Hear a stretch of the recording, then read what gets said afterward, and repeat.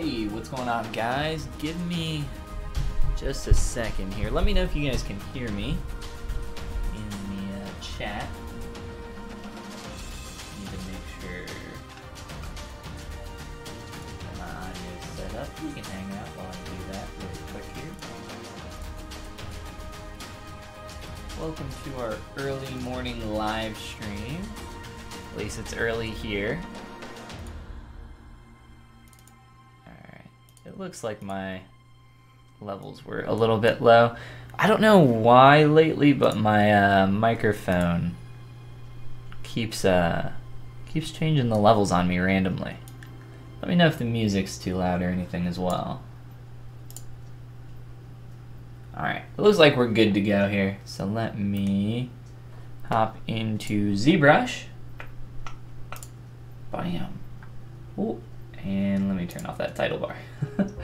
Alright. I still have that active from our last stream on the ZBrush channel. Alright, so I think we're good to go here. Got my energy drink. That was louder than I thought it would be. And we can go ahead and get started. I'm not going to be doing like anything hyper specific unless you guys have any questions. For the most part, I have a crap ton of notes here and everything else to go over for my character that I just need to correct a bunch of different stuff, and then I have even more notes on a Photoshop document here. So I just got a lot of stuff that I'm going to be looking at for this character. So let me just organize all my things, make sure I can see the chat and everything else. Cool. I think we're good to go. So this is a character I've been working on for Dylan Ekron's class, creating appealing characters. It's a pretty fun character in my opinion. It's a concept by D Dino. There's a link down in the description if you want to check out their work. And there's also a link to my Gumroad, which has some higher quality paid content on it if that's something that you are interested in. So a few of the things that I want to look at here. Like I said, got lists on lists on lists of different things that I'm going to be correcting and just tweaking here. Overall head size, facial proportions, moving some stuff around for some helping with the silhouette, mainly in this arm up here, changing some stuff in the legs. Lots of really little things that are probably gonna just add up over time as we go here. Oh no. Oh, I thought that was saved like that. That's that scared me. I thought my hair got super screwed up there. Alright, so I just spent some time before I jumped on here combining all my different pieces of my hair. So there's a lot of them. And just kind of organizing some stuff here. I still haven't really named too much. A little bit yesterday I was working on the eyes and kind of cleaning those up. I have some live booleans in place to kind of cut off part of that color that I've added there. This is actual physical geometry with just poly paint on it. Nothing super complicated. Been working on the face, but like I said, proportions, I think we need to scale in some. And then kind of go from there. So I say we start with the head and the face because I think that's going to be the most noticeable changes that we make. So let's toggle off our entire body. Zoom in here and let's go into Transpose Master and start tweaking some of this stuff.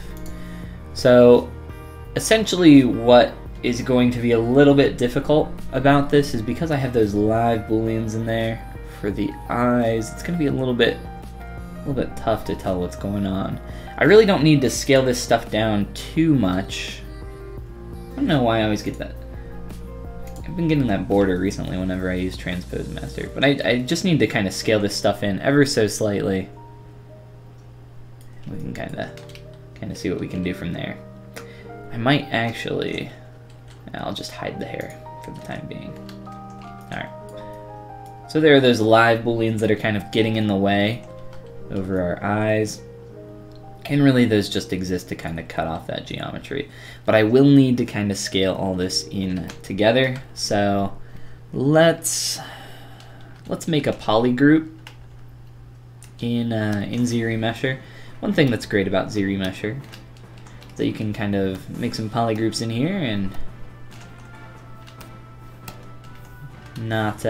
they won't transfer back. Like if you make a random poly group, when you T-pose back to your subtools, it's not going to mess anything up because of that. Alright, so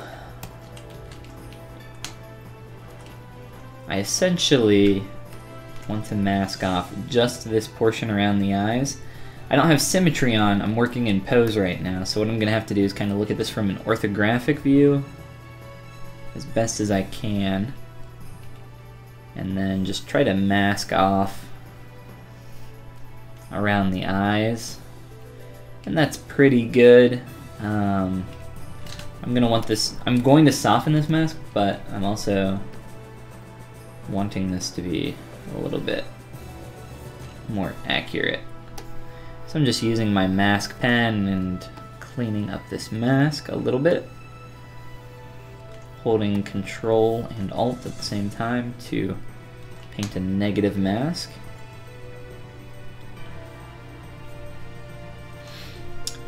And let's see. Let's remask this off.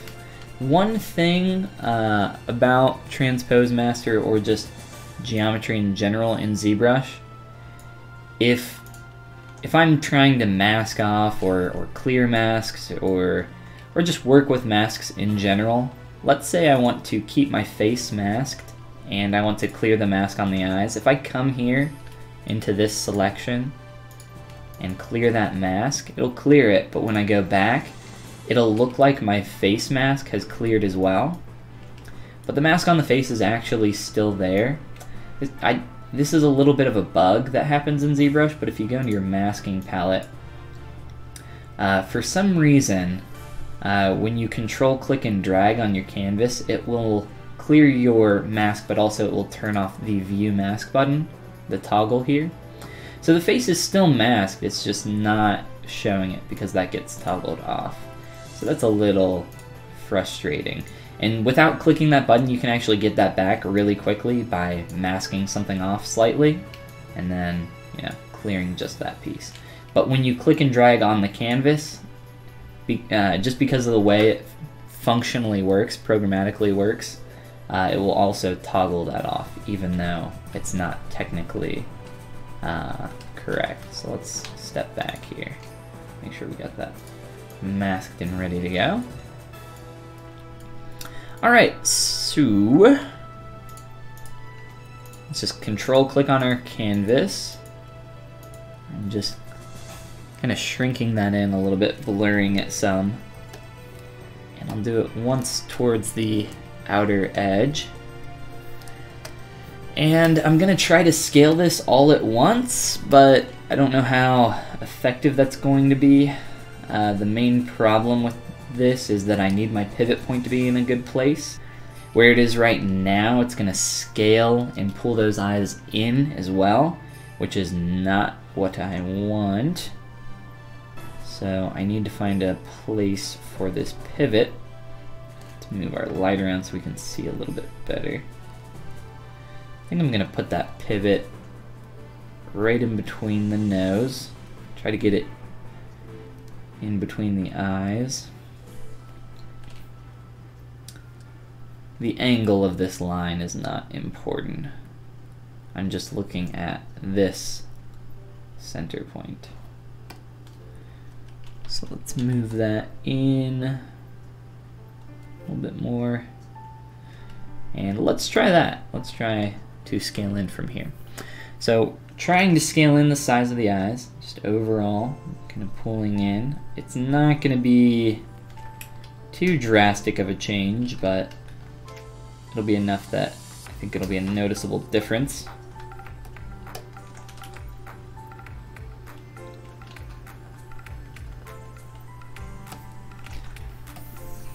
just kind of see what everything is looking like here with the hair on and face and everything else. And what we can do is click T-Pose subtool, and I'm just gonna quick save here just in case. We'll click T-Pose, sub-T, and let that cascade back, and we can see what those changes are looking like. I might have to move my brows a little bit here, because the eyes have also squished in some. We'll let that kind of go through the subtools and see what happens.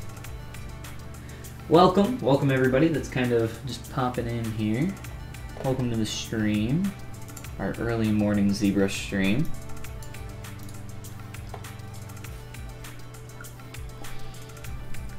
Trying to get some work done on this gal. Been working on this for 7 or 8 weeks now. On and off, you know, a couple days a week. Or whenever I can find time. I'm lucky if I get a couple days. So that small eye scale, I think that's looking a lot better. Do I want to go a little bit smaller? I think I would be pushing it a little bit past where I'm going to want it if I do that. Now for the nose, I can kind of just scale in the nose by itself because it's just one subtool. If I want to do that to the mouth though, I'm gonna have to do the teeth at the same time. Instead of scaling in the mouth though, I'm just gonna line some stuff up here visually. And I think just kind of make some manual adjustments here. And then maybe shrink the nose a little bit.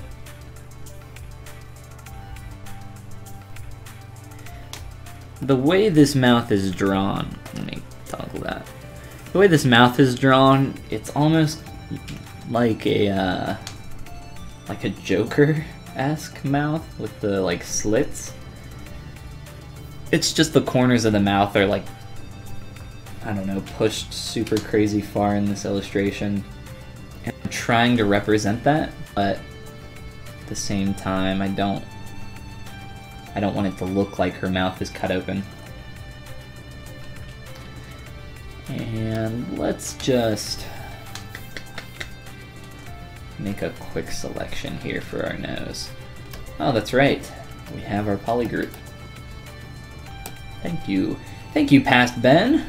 Normally, Past Me doesn't help me out too much.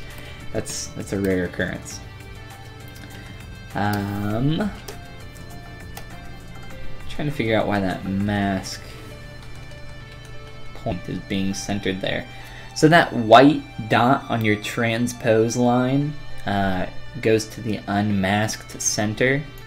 I believe on the gizmo tool that is the... Which button is it? It's not the home button, is it? It's not the home button.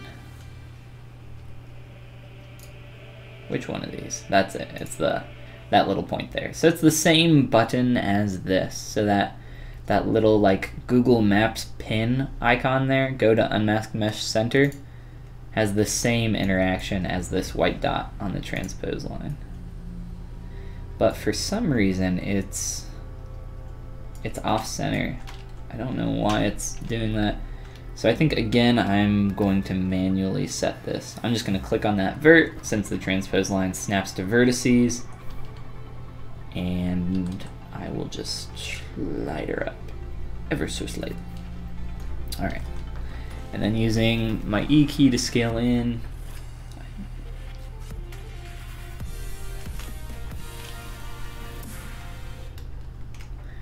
just trying to make the nose a little bit less of a feature here.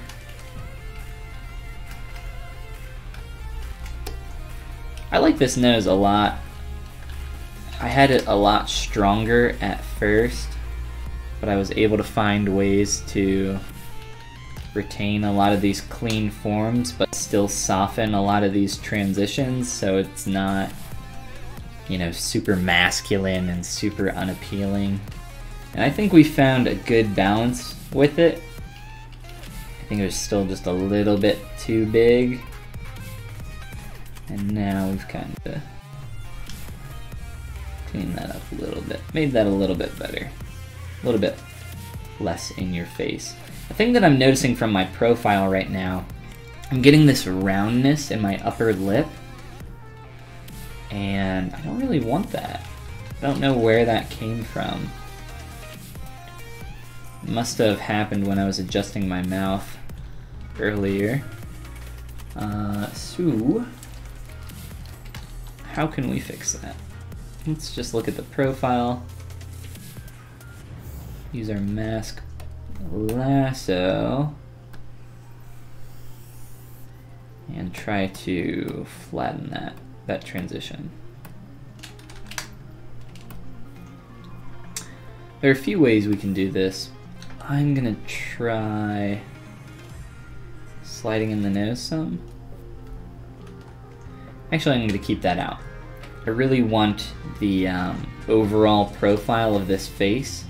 So, 1, 2, oh, that was horrible. I have to think about how I need to draw this mask. Essentially getting this triangle of the face, just like that. That's the basic kind of profile that I'm looking for. The most basic shape. I'm getting just a little bit too much monkey lip up here.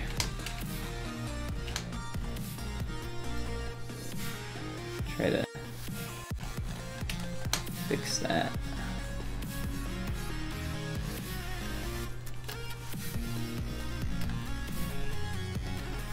And I'm using my smooth brush as well a little bit here, but at this stage I rarely am using my smooth brush at all.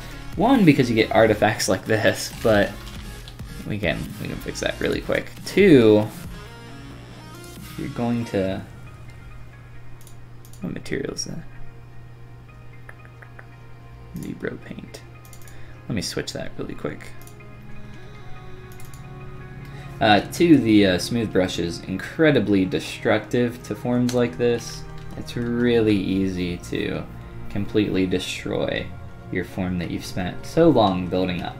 So if you are using your smooth brush at this stage,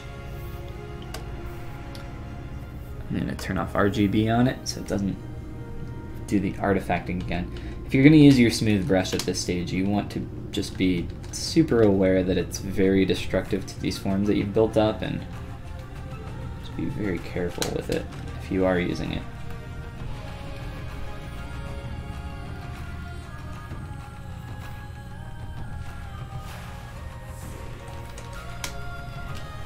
Cool.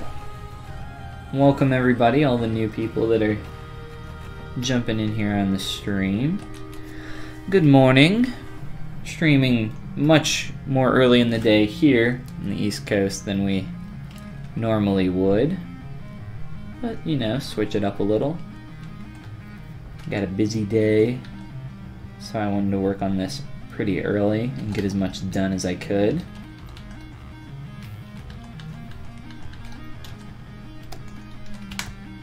And it gives a chance for some new people to pop in, or people that can't normally make the live streams.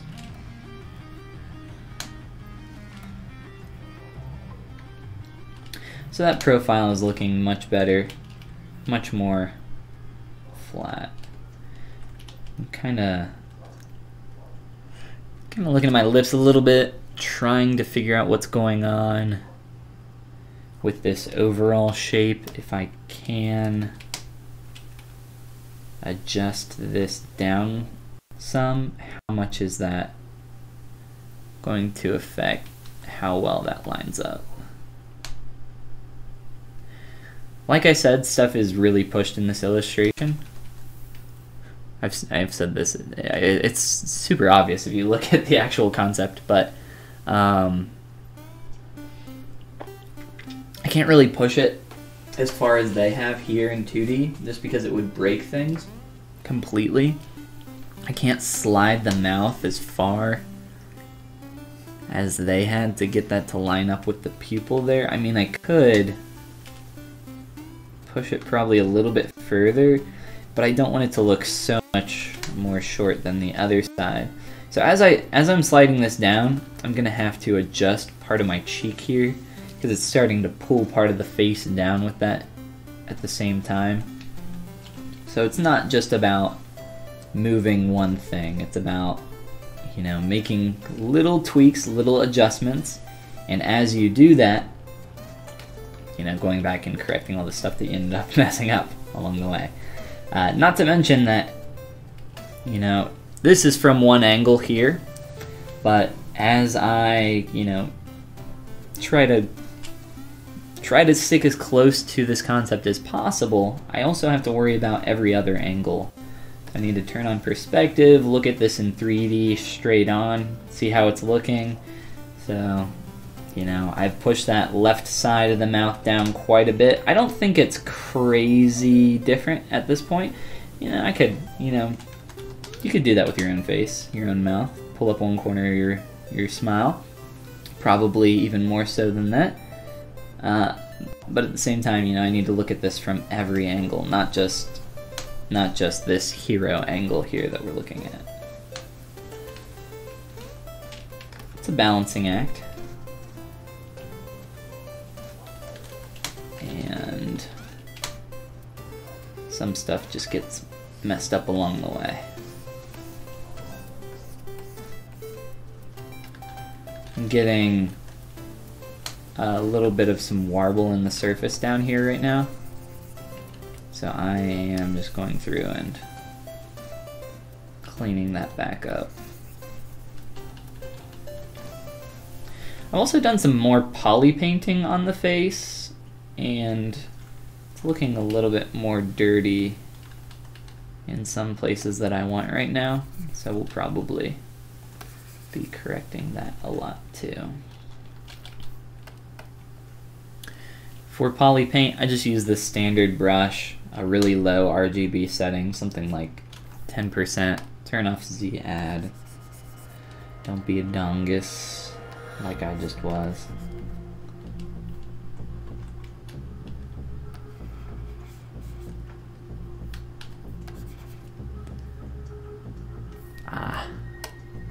Being a double dungus. Painting material, not RGB. There we go. Carry some of that color into the bottom of the nose. Fill in a little bit of a darker color in the nostrils. Let's go. Actually, let's start with this and then we can darken it if we want. So I like to manually paint in shadows and darker areas in certain places, but you have to be careful that you don't do it too strong in like places like the eyes. So it looks really dark and really strong in here when I just have this soloed, but with everything else it kind of adds up to this greater image. So we have all these different things going on in the eyes, so it's not quite as bad. I would still like to knock that down back a little bit just because it is so dark. So we'll work on doing that a little bit here too. Have you ever made action figures? Maybe not specifically action figures. I guess it kind of depends what you consider an action figure. My experience, I have professional experience working on toys though. And I have professional experience working on articulation. Not necessarily for what I would consider an action figure, but yeah. Action figures. I don't know what I would consider an action figure. For some reason, just G.I. Joe pops into my head. Action figure and G.I. I guess any... Would you consider like a Figma to be an action figure? Like...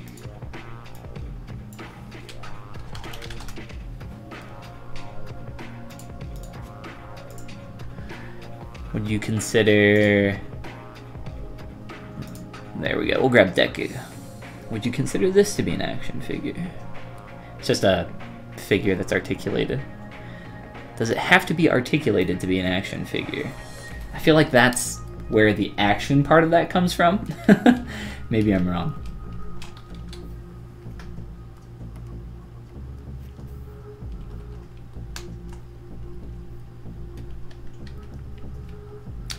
My old coworker actually sculpted all of the figures for a line of toys called I Am Elemental, and he still works on it. I don't know if they're still making new ones. I don't know if you guys are familiar with I Am Elemental, but he was responsible for all of those. There's some pretty cool stuff in there.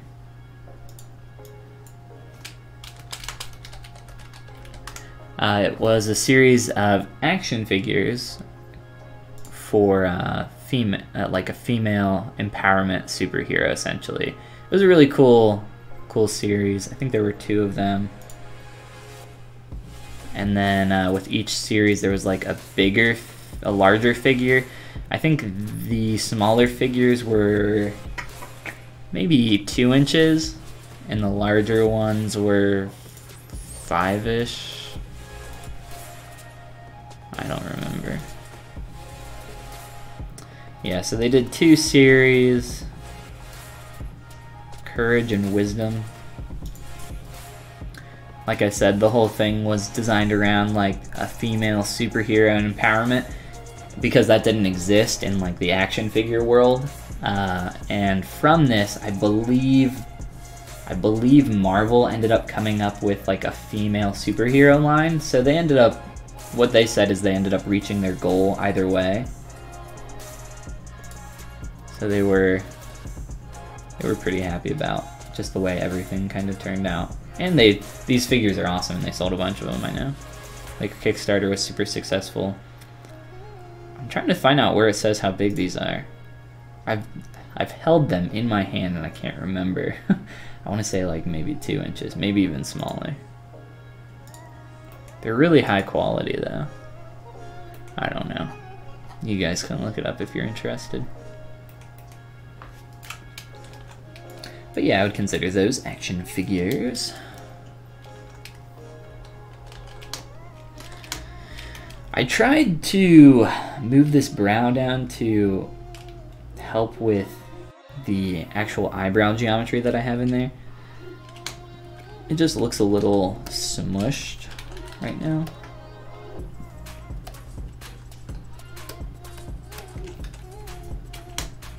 So if I can blend this a little better, that would be preferred. I was trying to get like this kind of flow through here. Maybe that's not what I'm looking for. You rotate and get in here.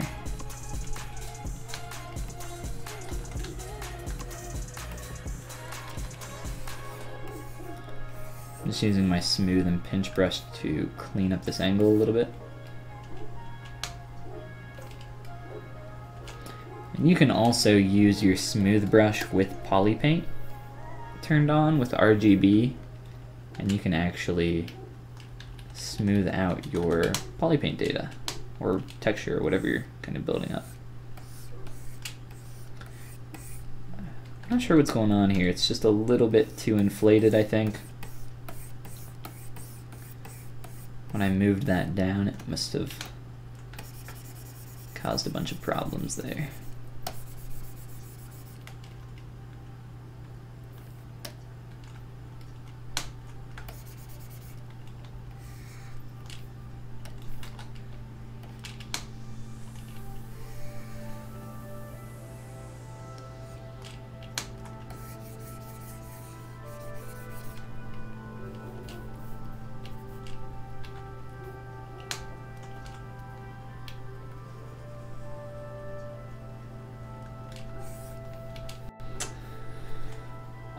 Anything with moving joints, yeah, that's what I would say as well.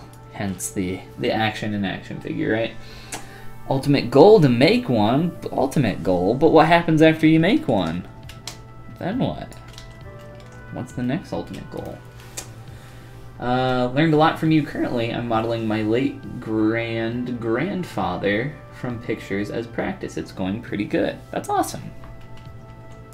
And thank you. I'm glad you've learned a lot from hanging out on stream and watching stuff.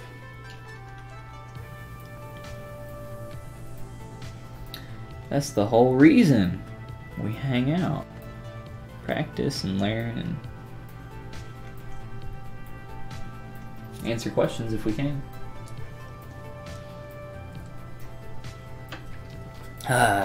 Let's see.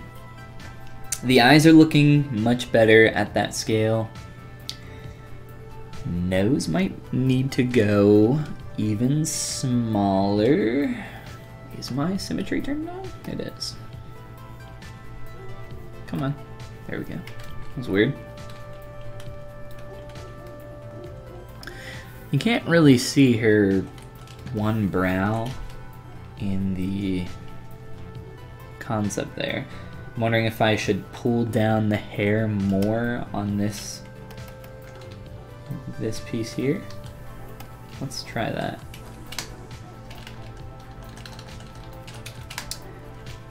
So, yeah, I can't really see the brow at all, so maybe I can try something like this.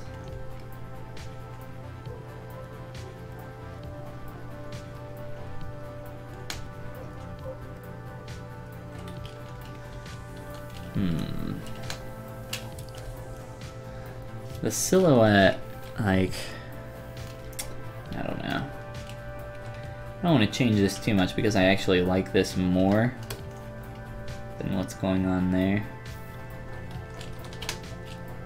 Dang dog. These doggers going crazy.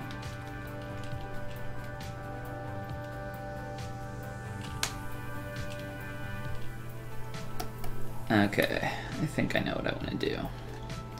So this one, always yes. I'm gonna push this back to the left side because it's not really coming out towards the middle of her face as far as I had it. And this one's going to do the exact same thing, and that's gonna help push that behind the hair. With these eyebrows, I'm trying to keep, even though that one's not visible, I'm still trying to keep a decent flow between these.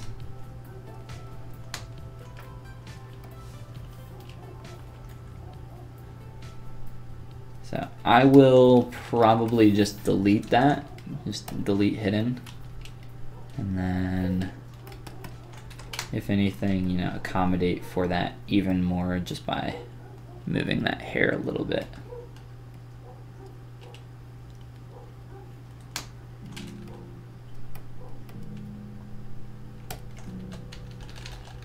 And see what that's looking like. I think this might be raised even higher. Like I said, stuff is just pushed as far as humanly possible in this. If you look at a lot of Dino's other work, this is kind of just how he works. And it's really cool. It's an awesome style. Just a lot of it isn't super transferable here into the third dimension. It is from one angle, I should say, but once you start worrying about how things are looking from other directions, you start to get in a bad way.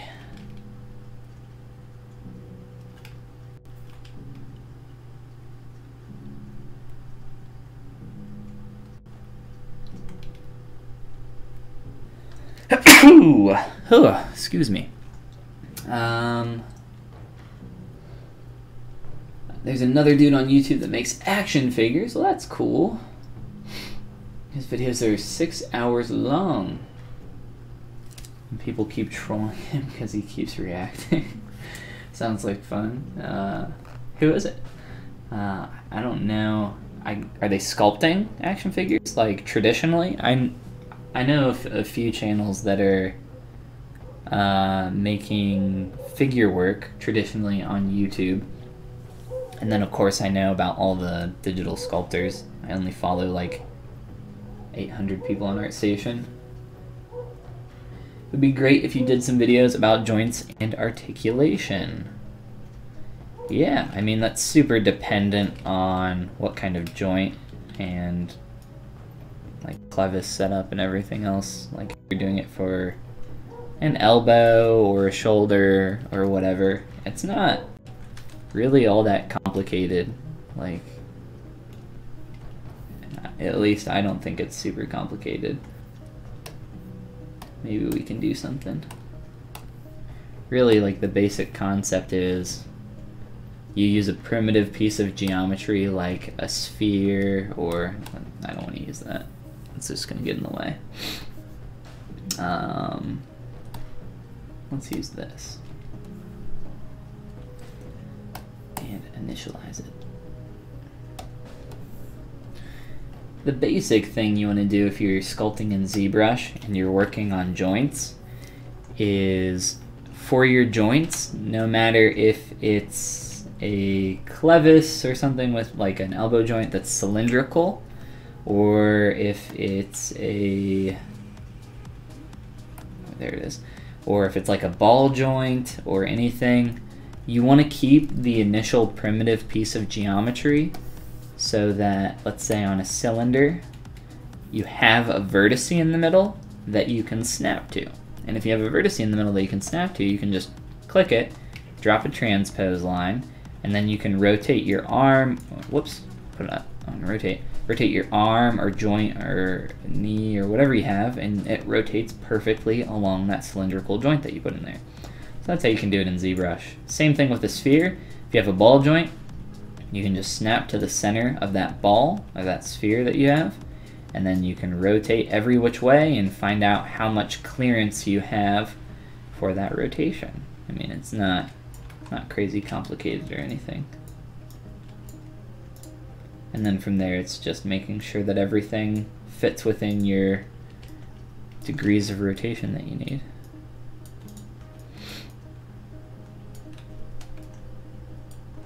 And then it's also helpful if you have some action figures. Like go to some toy store that's close to you and buy or even just look at some cheap, like look at some action figures or buy some cheap action figures.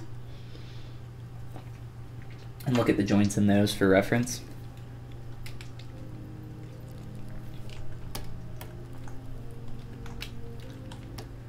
Getting a little bit too much of a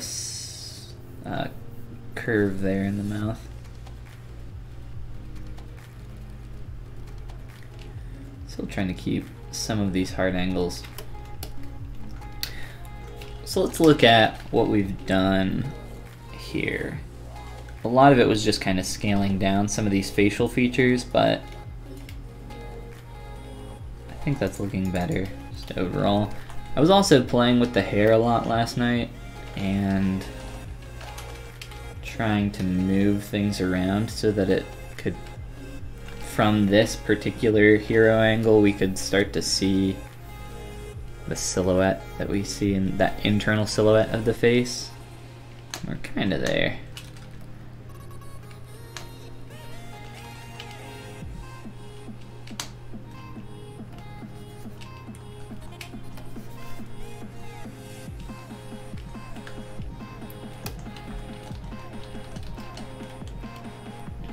Another thing I wanted to try was to add some color variation to the hair while we're here on the face still.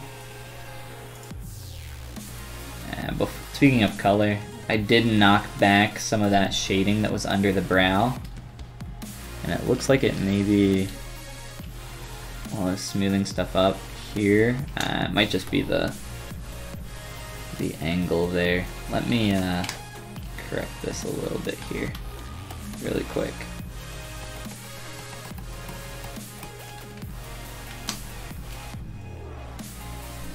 It's important to look at your sculpt from extreme angles, like top to bottom and bottom to top as well, just so you can see where these problems in your form are.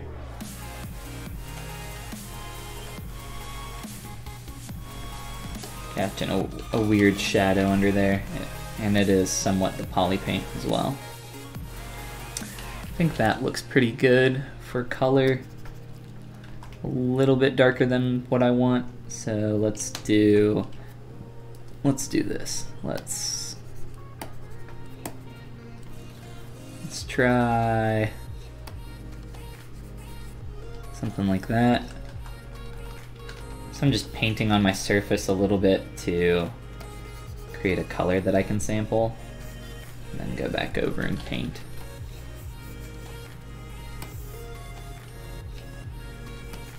And fill that in some.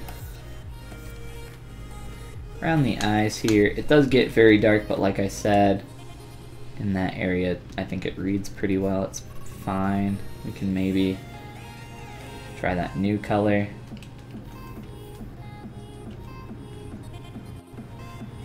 I'm preferring that darker color, at least just on that top portion of the eyelid. And then up through there, I think it gets better. We do have a little bit of a weird surface going on here. I'm gonna try to clean that up too. And then we can look at adding some extra poly paint to the hair. Hello from Israel. Welcome to the stream. I'm doing great. Thanks for asking. Hope you're doing well. Hope you're doing good as well. Do you make your own concepts, or do you make your own concepts too, or it's okay to grab other concepts and still feel artist?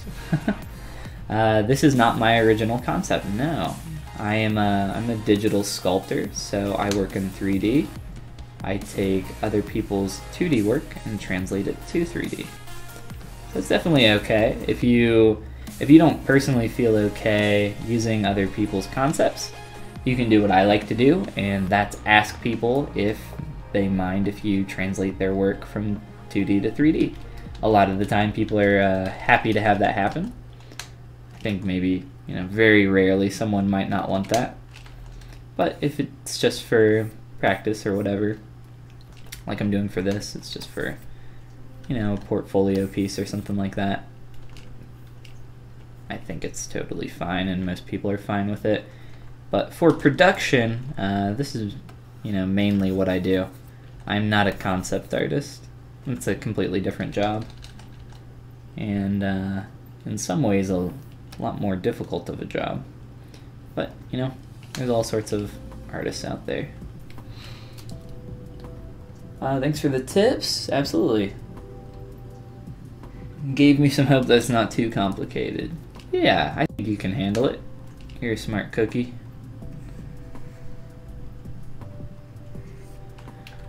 I am getting a little bit, like I said, of this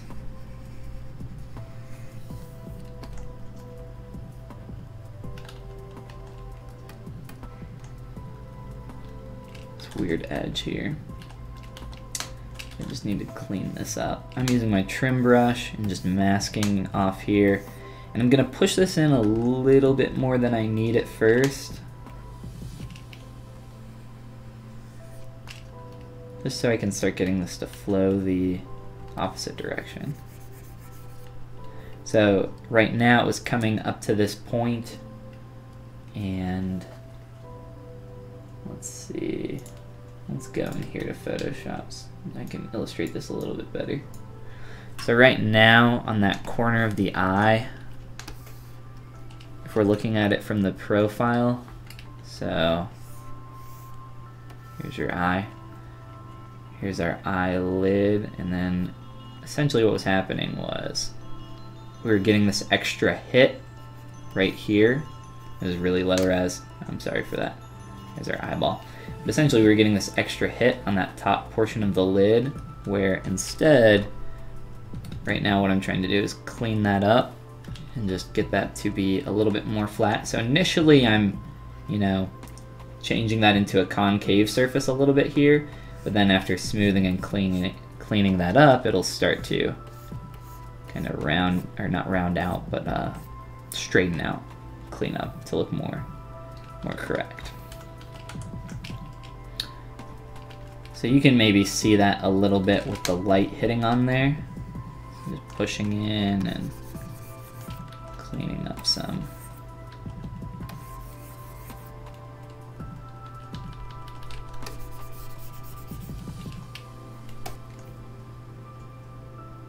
And then tightening up some of this area as well.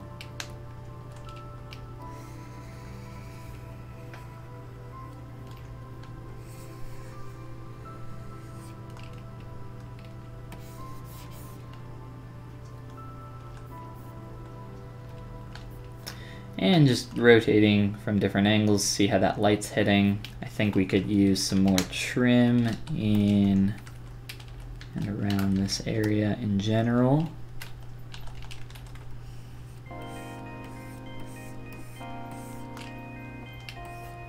Like so.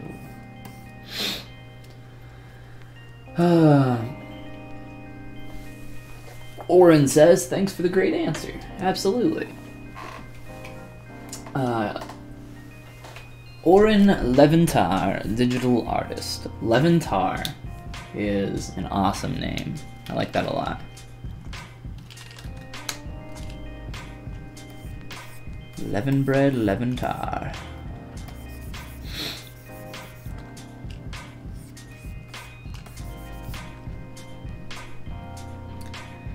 You can see that I'm trying to force that surface to turn. It's not. I just need to come in here.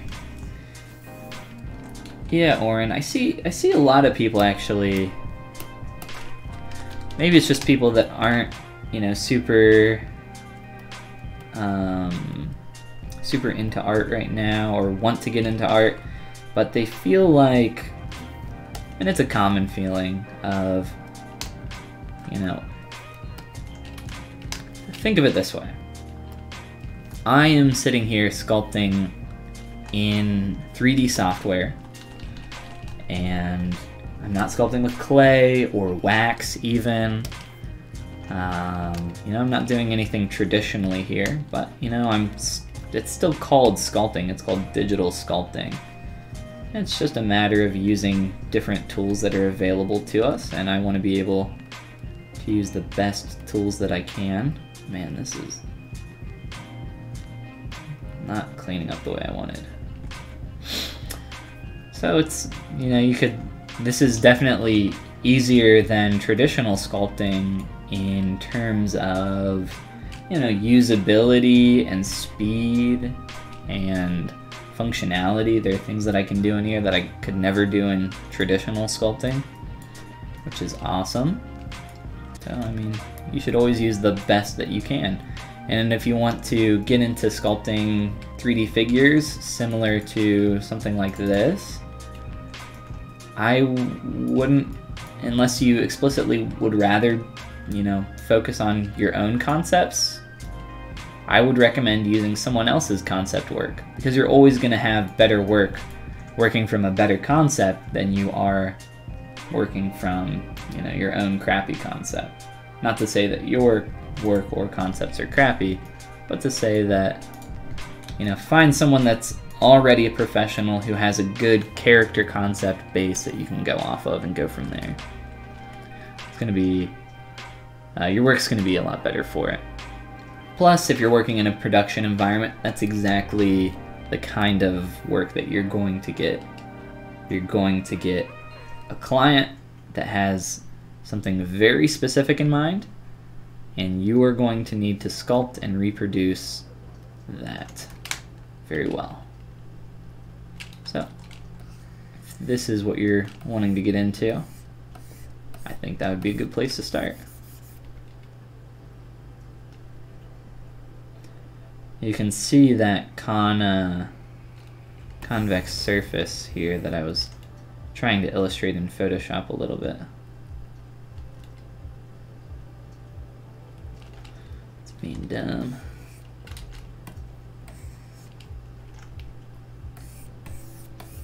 I'm just going to hit it from the backside poly sculpting with my trim brush.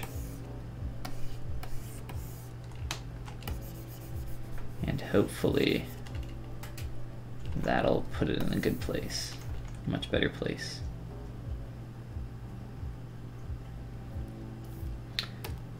And let's turn off poly paint real quick, just so I can see my surface.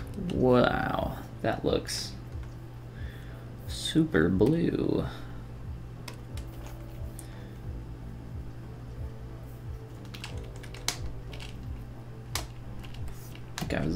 My eyes got used to looking at the skin tone there a little bit too much.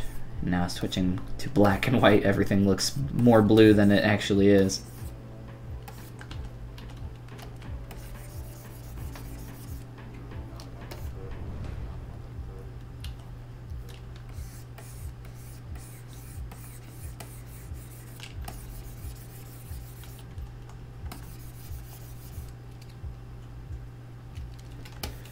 That's looking a lot better.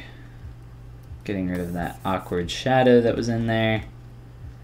And then we can fill that in with some poly paint as well. This is a really little thing in this area, but you know, it's worth spending, 10 minutes or so to clean up something that's going to cause a lot more problems for you later on. Whoa, if we can rotate here.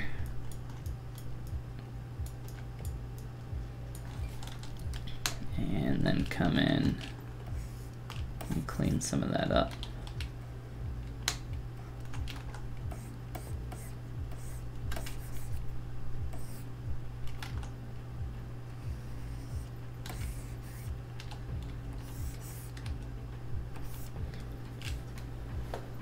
What happened to our music? Barely hear it.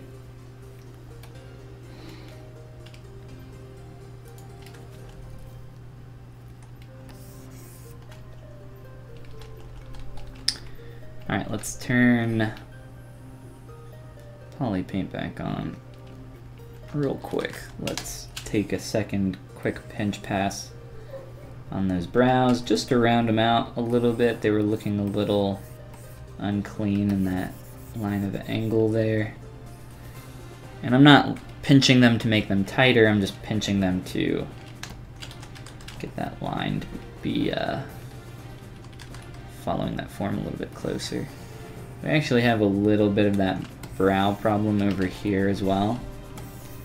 Wonder if we can hit that super fast now that we have a little bit of a better process for tackling that on the back side.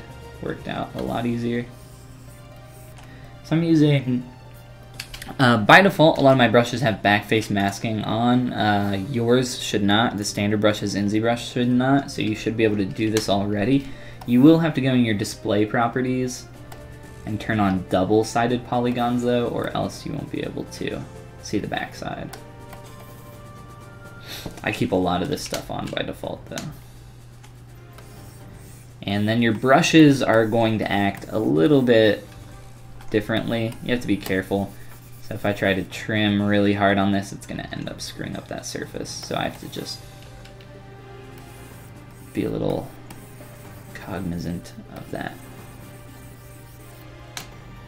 Make some gentle strokes here.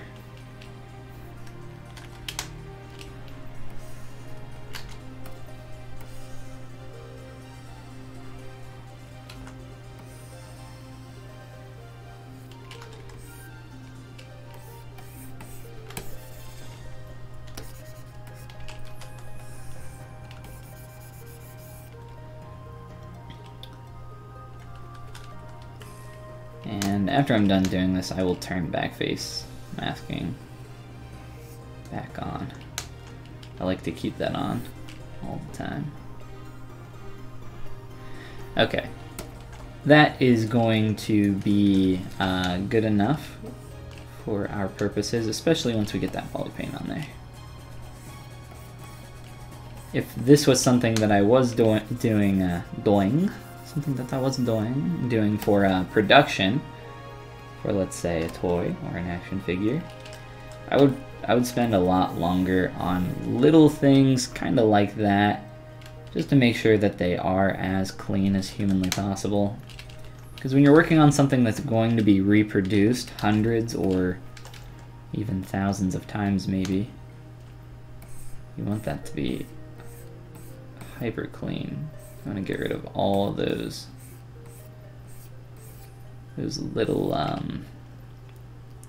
areas that might cause awkward shadows or just weird turns in the surface. We're being super nitpicky when we're getting in on that stuff, but the eyes of a character are super important, and I don't want that weird shadow going on in there. We can toggle our poly paint back on. I will go ahead and fill in my material just because after working at a lower res and just stepping up and down through that stuff, it ends up kind of screwing it up a little bit. Okay, so some other things we wanted to do. Some poly painting on the face and hair. I want to show you what I was thinking for the hair. Let's use RGB. I'm just going to set my RGB value to 100, and we can test this out on one strand first. So I'm going to press the C key to sample that hair, and then I'm just going to take my color and make that a, take our color and we'll just make that a little bit darker and desaturated. So just like that, we'll say. And then I want to come through, mask it off.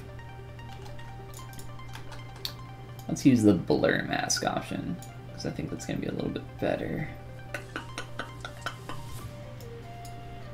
Masking, blur mask. Okay. Now, when you do masks, when you play around with masks at this lower res like I just did, and then you step back up, you start to get this little bit of, I don't know what you would call it. Let me just fill in this color and show you. Let's do black instead. I don't know if it's super obvious on this piece. It might be a little bit more obvious if we do a different color. That's weird. It's not as noticeable here, but you start to get these polygonal artifacts. So yeah, it's kind of hard to tell on this one. The paint just isn't as smooth as you would want it to be. But this is such a tiny change in color, going from this light brown to this darker brown. I think it might be okay. So I'm trying to darken up the roots of this hair a little, but I think that was way too much. Much more than what I wanted. So let's sample this color, maybe try to sample this darker color in here, or this one. Let's try this. I also think that my mask could be further back.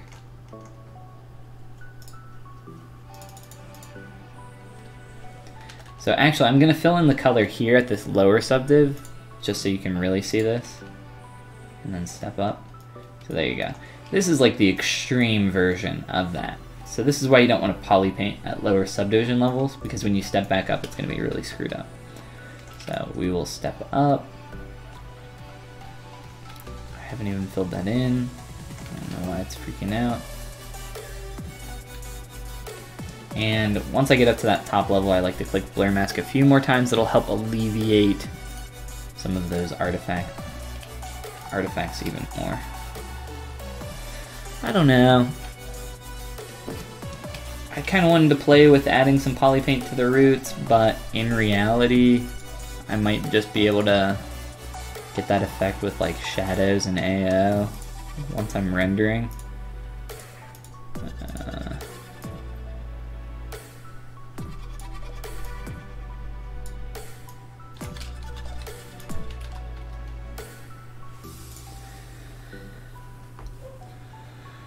It might look better once I do it to a few more strands though and play with it.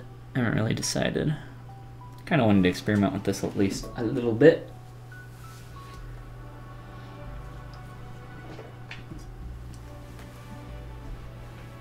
You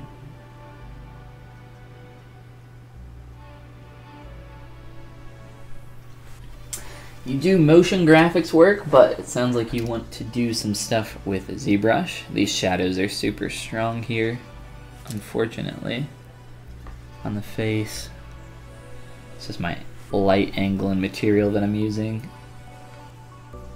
I don't know, I kind of like some of the stuff that's going on here. Maybe I can just make this a little bit less in your face, a little bit more minimal. Or I can even knock that down some as well.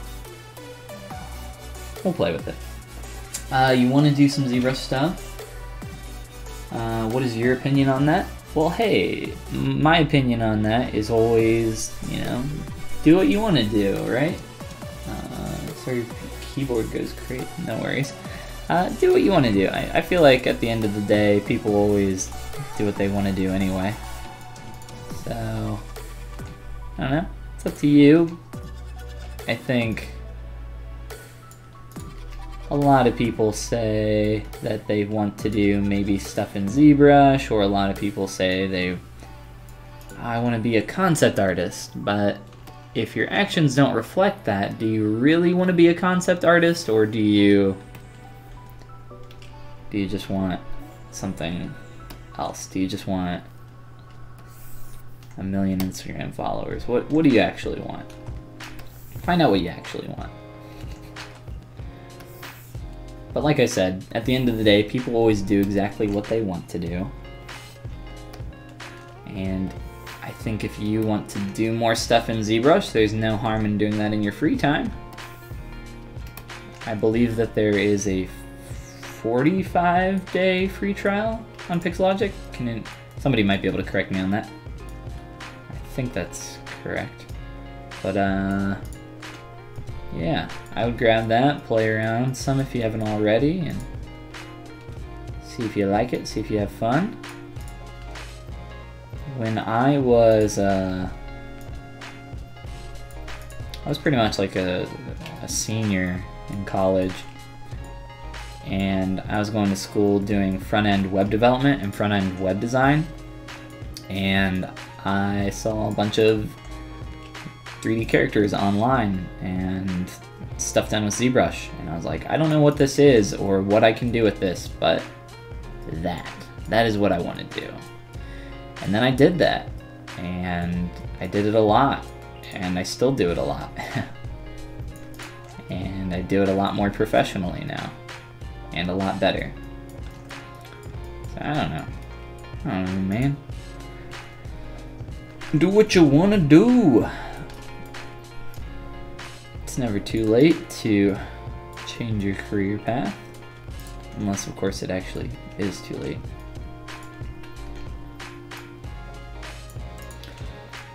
So I'm trying to mask off just the roots of all my hair, and then after I do that, we're gonna blur all of our masks and attempt to add in some of that darker rooted poly paint. And it's probably going to be too strong at first, which is fine. We're going for something really subtle here. I think on these back pieces, it's not going to matter. They're so clumped together. It's not going to be quite as visible. So I'm gonna try it on some of these front pieces here. So let's step down, blur our mask, step up to our top subdiv, click on blur mask a few more times, and we'll grab our RGB and just fill that in a couple times. So that's looking, oh, whoa, don't know what happened there.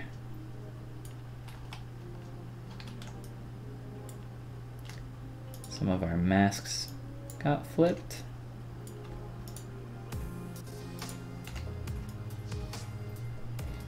One second, let's step back and fix these. Control click to flip our mask. What the heck?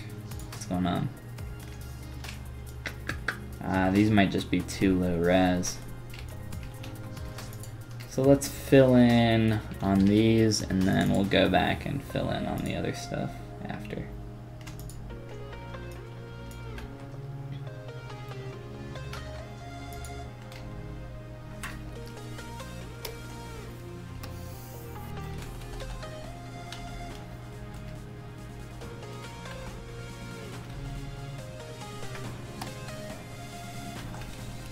Yeah, they're just a little bit too low res, so we end up getting some issues.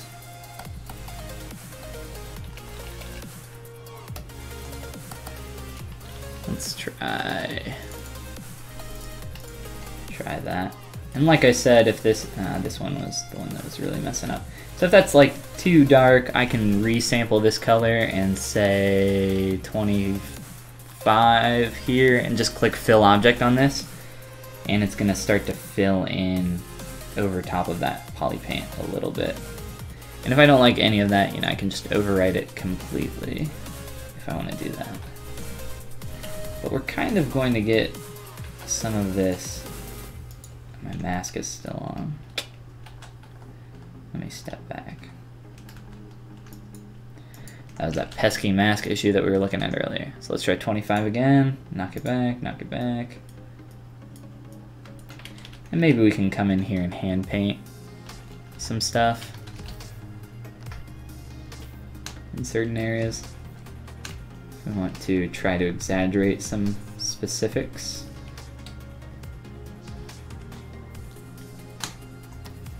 Make sure that that is coming through.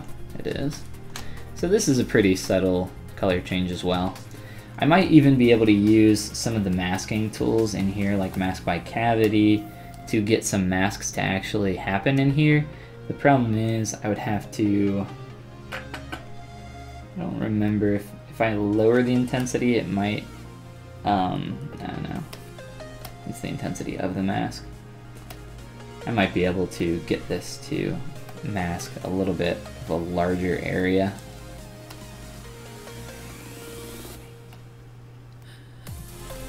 Try to get in here. I'm getting inverse. Not what I want. I don't use this a ton. Might be better to use peaks and valleys. Maybe not. Wow, that is putting some crazy stuff on there. But maybe that's something that we can play with as well.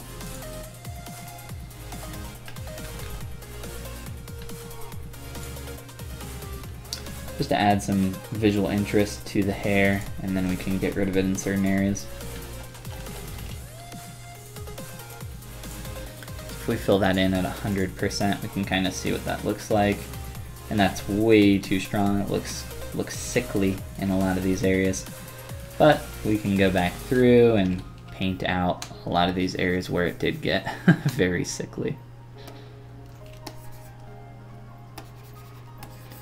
Like on the tips of these. I think we've been able to at least get in some of these areas. I'm going to paint out some of these major areas. And this hair is a lot different than most hair that I've sculpted. This is very strange shapes going on. Kind of had to do some brainstorming on this stuff for quite a while to figure out how to make any of this. Took me more than a couple tries. But I think we ended up getting to a good place, and now it's just a matter of kind of refinement from here, experimenting with poly paint.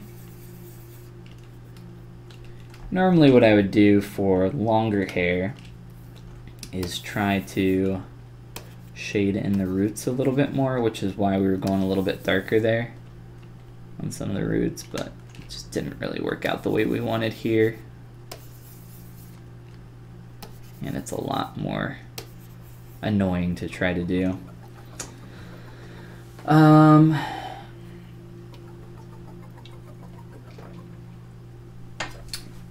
Let's see.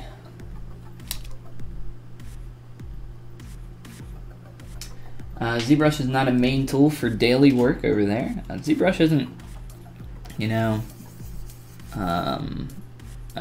there's not a lot of work around here in the US for just straight up ZBrush stuff either. I mean, you have to be top notch, like either working in toys, films, game, but if you're working in something that's, you know, film and game production, you have a lot more tools in your pipeline than just ZBrush. If you're working on, you know, just sculpting toys, there's going to be other tools that you're using, other software that you're using, but for the main part, you're just going, if you're, you know, at a place or working on stuff that's for just straight up digital sculpting, you're going to be using ZBrush. It just kind of depends. Like I said, it's super competitive, so there's not a ton of jobs, but at least in the US there are, oh my gosh, what the hell. All that poly paint just completely screwed up. In the US there are places like Hasbro and Mattel and Tomy, and if you can't get a job there, why the hell did that screw up so bad?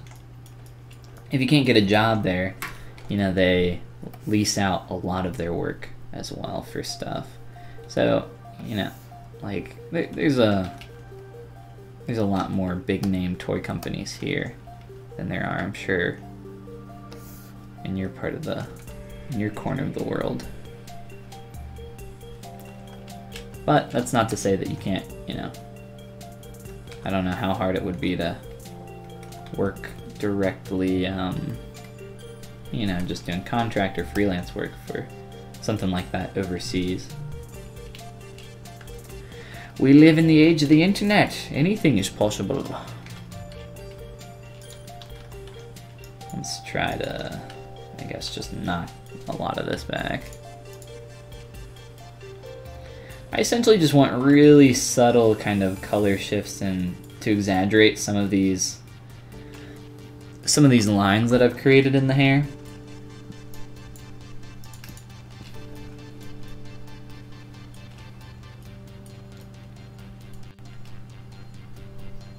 Without kind of screwing up the overall read.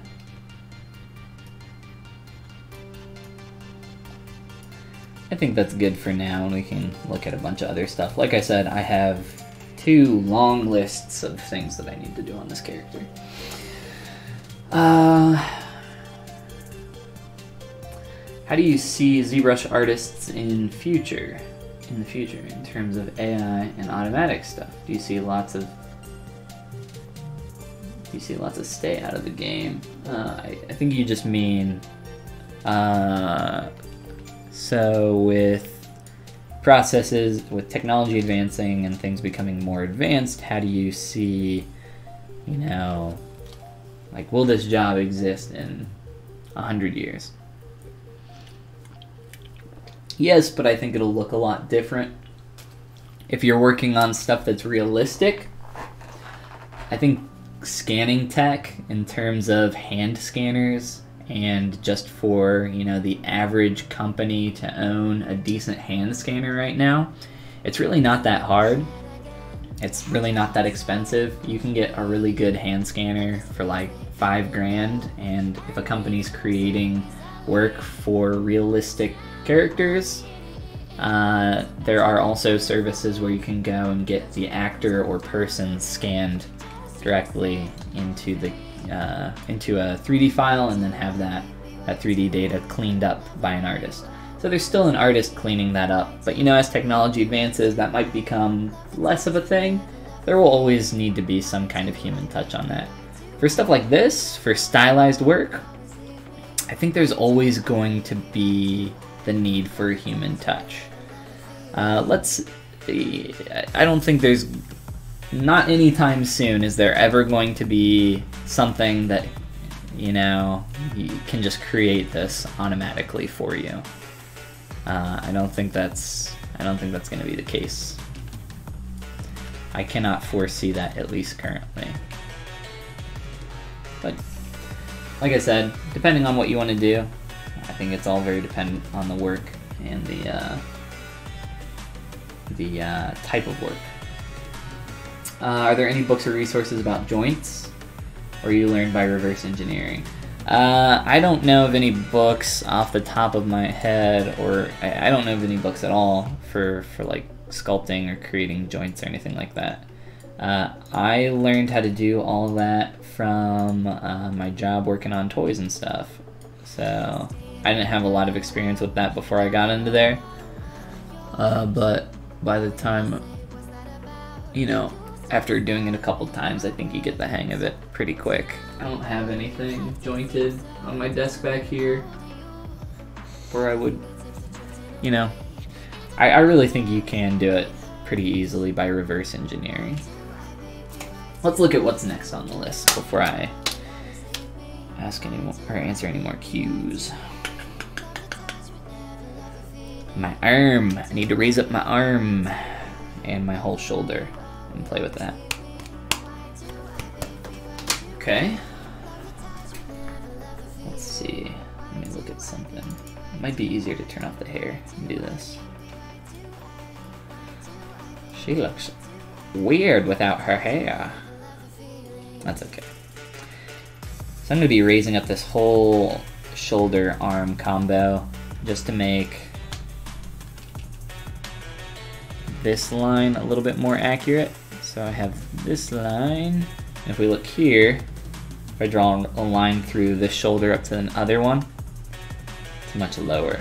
So if I can get that to be more accurate, that will be very good. And to do that, I am going to hide a crap ton of stuff here so that it just doesn't get in the way of me working.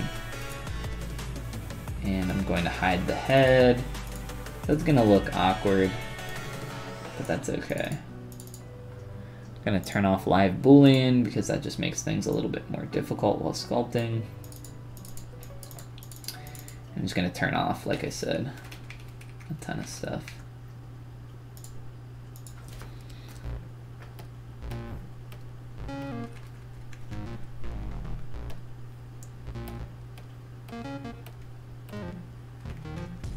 Ooh. Don't want to turn off the things on this arm, but I can turn off the legs. Okay, that's probably good enough. I might need to affect some of that stuff. Okay, let's go into Transpose Master, and then we can start working on that. Stylized stuff is the good way to go. Heck yeah, style all the way. I don't know. Stylized is such a wide term, I guess. I would say be as specific as you can with that as possible,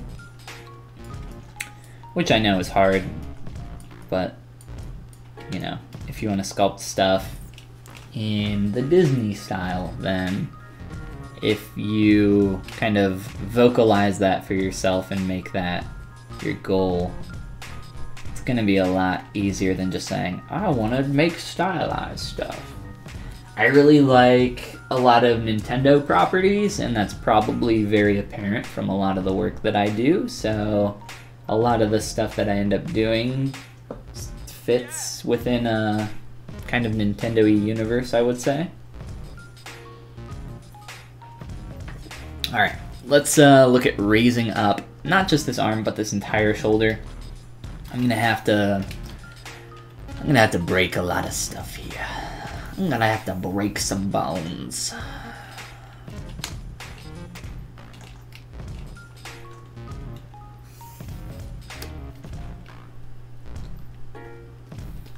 Oh no.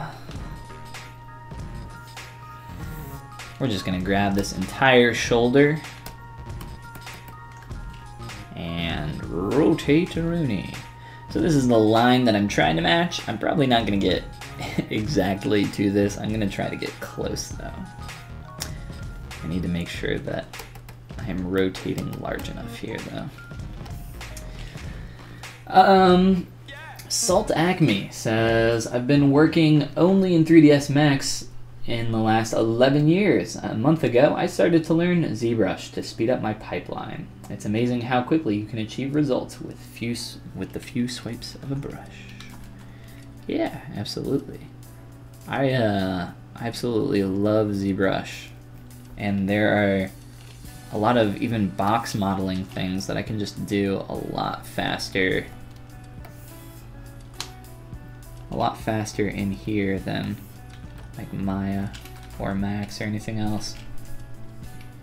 I don't know, just I've been using ZBrush every day for so long. It just me and ZBrush are now one. We are mind melded.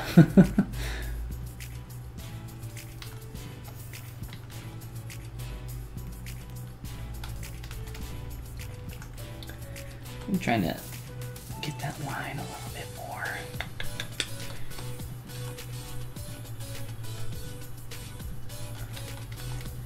Might just push that back. I think that actually helps quite a bit with starting to achieve that angle.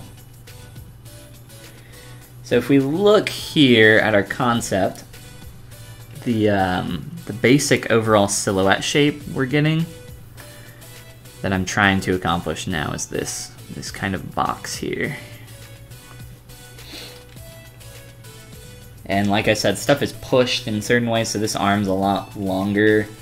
This shoulder is just all sorts of broken here. So I've tried to correct and make this more anatomically possible, even for this character. It's a stylized character, right? But some things have to make sense.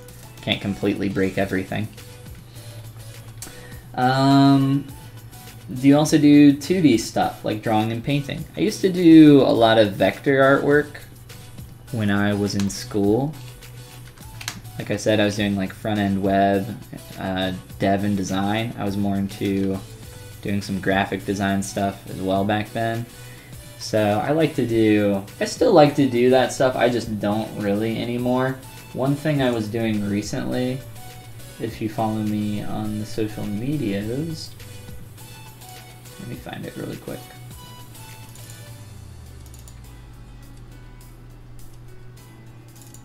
I was taking some of my 3D work and then converting them into, I was doing some flat renders and then essentially converting them into vector art.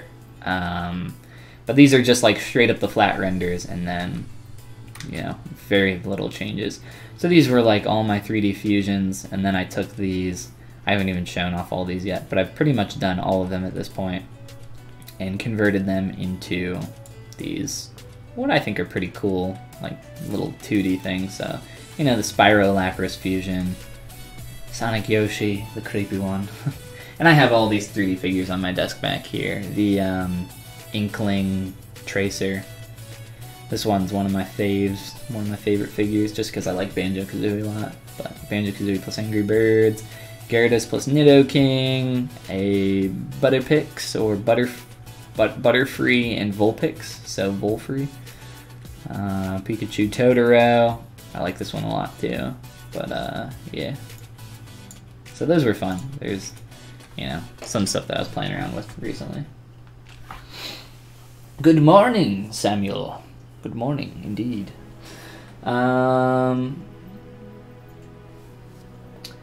Looks great. Cool. Thank you. Yeah, I mean, they were, like I said, I don't really, I'm all eggs, one basket kind of guy. All 3D all the time. Not to say that there's something wrong with doing 2D work. Your 3D work's always going to be better for the 2D work that you do. And we got a little bit of some bleed through here. If I can sample this and pull it out.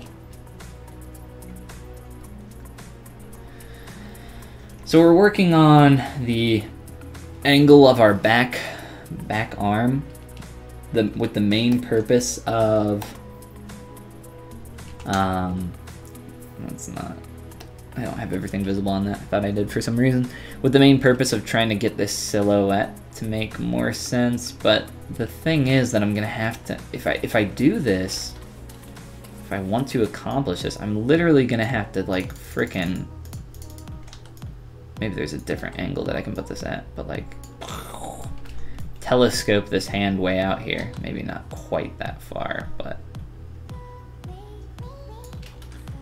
like to achieve this square silhouette that I've been trying to get, this trapezoid shape, I really have to push that. And this will be covered up by the hair and make more sense and everything, but maybe not so much.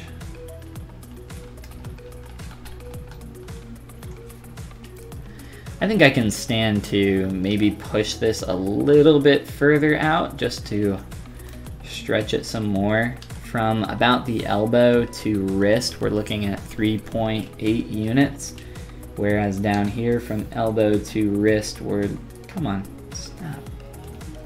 From elbow to wrist, we're looking at 3.5 units. So me stretching that out, you know, I'm pushing that, but for the purpose of the silhouette from that front view, you know, this is where you have to start thinking, is it better to keep the arms the exact same length and sacrifice that hero silhouette read from this front view? Like, what's more important to me, essentially? And I think I'm gonna leave the arm a little bit shorter. I'm gonna keep it the same length. There might be some other little tricks and stuff that I can do to maybe make this fit a little bit better. Like, one of those things that I can maybe do is maybe rotate this forward some, but it kind of goes against what we kind of set out to accomplish here with that angle.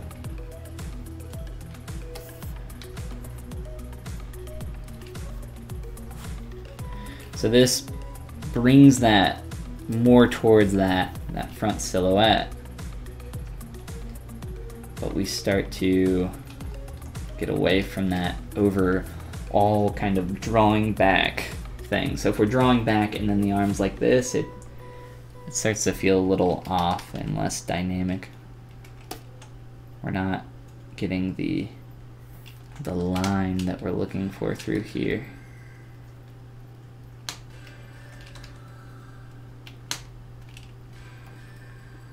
Going from the shoulders all the way back up through that other arm. So remember, I'm trying to get, whoops. Oh, we can do this. So I can draw a line. We'll go from this shoulder up to about where the other one will be. So about that angle. So we're still like not there, but I think the read is a lot better now. I think we're gonna T-pose back and see what that's looking like with everything together. So this will start to move everything. And then we can turn them all back on and just see what it's looking like.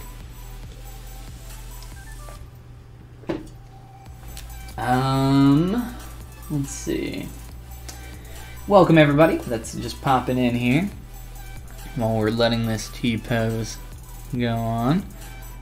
We're just hanging out. I have a couple lists here of a bunch of changes that I need to make to this character today, this morning. I'm just working on a bunch of different stuff here. This is what she's looking like so far. This original concept is by D. Dino. There's a link down in the description to that, to his stuff, as well as some of my stuff. If you're interested in tutorials, courses, or mentorship.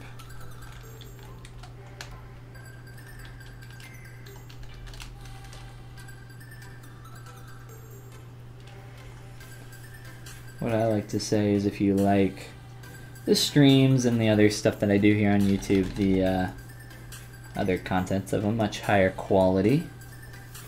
So definitely check that out if that's something you're interested in.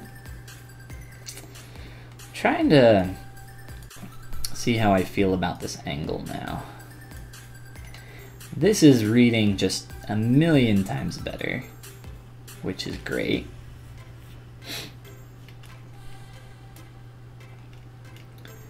I think we could raise that up even more to make that read even better.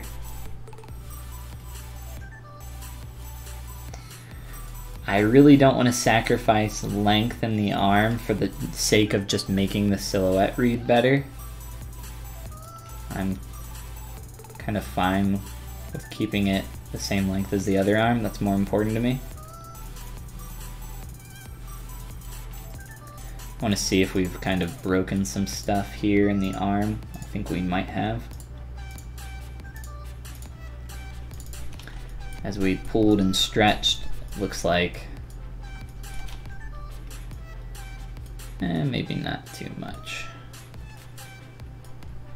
I don't want to correct this yet, especially if we're gonna pull it up even more. This leg's kind of in the way. I think maybe just trying to pull up this part of the shoulder right through here is going to be what I do. And then leave the rest of that. So let's do that.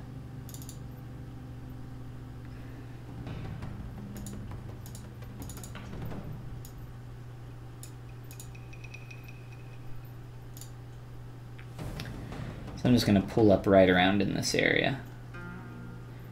Just a little bit of an awkward kind of transition going here. We're going to have some additional buildup around the deltoid like I do here.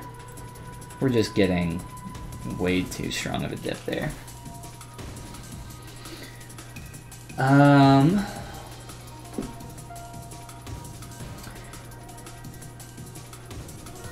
When I see 2D stylized stuff, it always feels more appealing and vivid. I guess as a 3D artist, you need to mimic this appealing feel. Any tips? Yeah, translating 2D appeal into 3D is really tough. Really tough. Sorry, 1 second. My contacts are super dry. I hate contacts. I love them and I hate them. I love them because they make me see. I hate them because they hurt my eyes. Yeah, man, translating 2D concepts into 3D is really hard. To kind of keep that stylistic appeal, stuff that we have going on here. Stuff that's pushed really far, yet if we push it too far in 3D, we break it. So there's a lot of trade-off that you have to make there. Really, it's, you know, there's no easy way about it. It really is all about those simple, like, really simple, I shouldn't say simple, those really basic, you know, character design fundamentals. Worrying about stuff like thick to thin and your silhouette in terms of like avoiding parallel lines in certain areas. So another part of thick to thin, and like working from large and small, what's going on here? Large, small to medium shapes. My my geometry is flipped on this. I will need to flip that back. If I turn on double, it's a little screwed up. It's okay. We'll change that after we go back. I'm too scared to flip it right now. What else? I don't know. There's like trying to figure out where the breaks in the silhouette are happening. Like here in the arm, I've worried about a lot of that. But I've also tried to make this fit within, you know, 3D a little bit better than completely destroying her shoulder. So trying to keep that appeal and shape that's been made in such a specific way, where we have an awesome kind of cool shape here because there's a straight on one side and a more interesting curve going on in the other. It's all these fundamentals that really add up to a larger picture. And it really is, you know, it's not the thing that people want to hear, but it's the truth, where the fundamentals are the most important, and they are what helps you translate that 2D appeal into 3D. That and you know, after you get to that point where I am right now, it's all about that last little bit that, I don't know, people like to call it the last 10%. Essentially, the last 10% where you put in 100% more work. Just to kind of push it to that level of polish that has all that appeal and everything that 2D concept had, yet improved and works from every angle in 3D. It's super, super hard and time consuming. I don't think there's any easy way around it. And it totally depends on every single concept that you're working off of. I can't speak to every single character. So like right now, I'm worried about how these lines are reading from multiple angles. So I'm looking at from the front view, is this line reading? Yeah, I can't make this perfectly straight to the extent that it is in the concept here. This is another area of like how this is pushed so far, because the way the breast connects to the ribs there, the torso, it's gonna round out, hit, and then go up, much like I have here. Round out, hit, and then go up. Whereas this is just like a perfectly straight shaded surface. Like I can't do that in 3D. I mean, I can, but it's not gonna work with all the arm and the rest of the stuff that's going on here. Like it's just, it's tough. It's tough. And this character is pushed, like I said, really far. So I think this is maybe not a super great example of finding, you know, maybe take like some Disney sketches and work off those.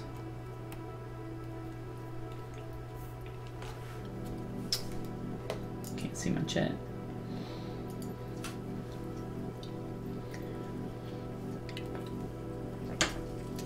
Yeah, rim lights are cool. I like rim lights.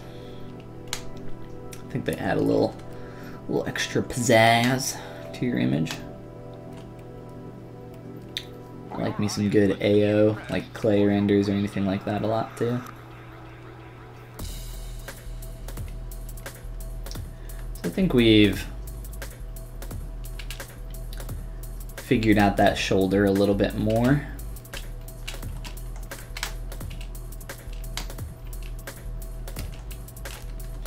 I kind of want to do the same thing over here.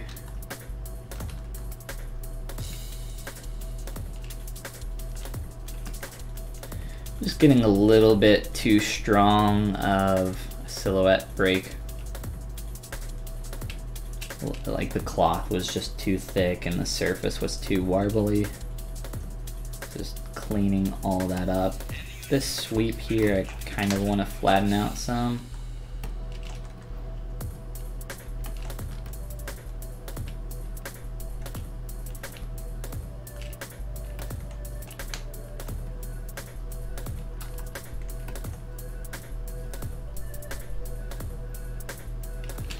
Let's see what that's doing. And then I can also fix the clothing that's flipped around. So most of these changes are happening to the shoulder. I probably should have rotated the camera. So we could have done it before and after.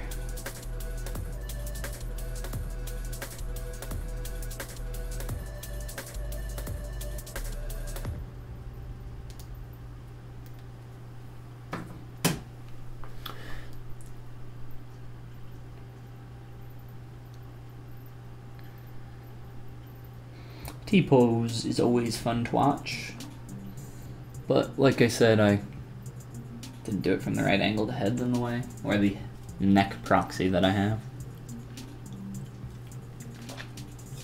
That head is just blending into the neck. This is like shrunk down inside of it so that it blends up a little bit better. And then I have the hair covering the seam so you can't see any of it. It's almost done here. Looking much better.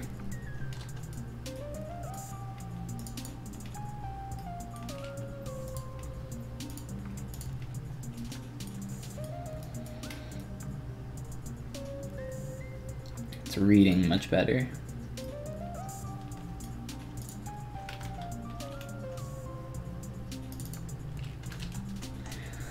Let's quick save so we don't lose anything on a crash. Oh gosh. I don't know what that was. Not good. Energy drinks are bad for you, kids. Don't drink energy. Don't drink energy. This has been a sponsored message from Follygon.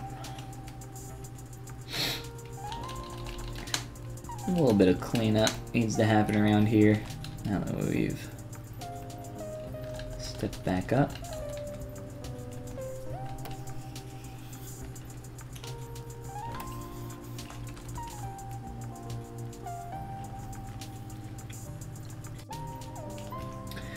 So that angle, I think, overall is looking a lot closer. It's not as extreme as what we have in the concept, which is fine. And like I said, I'd rather not push the arm so far as to completely break it. So I say for now we move on to some other stuff, and then maybe I'll mess with that a little bit more later. Did I... What's that looking like?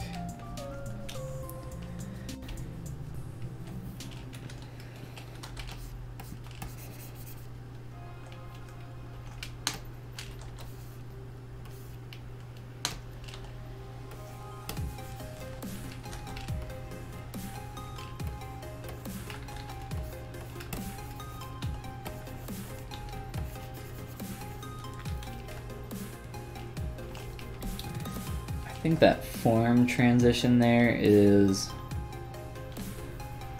too strong.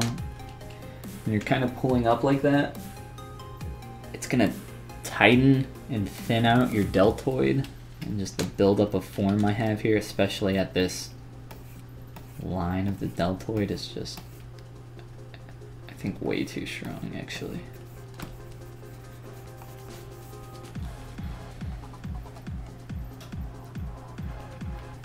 When sculpting, like going back and making sculptural changes, I'll typically turn off my poly paint as well. Just so I can see my form with my sculpting material a little bit easier. I actually don't think I need to make too large of a change here. The clothing is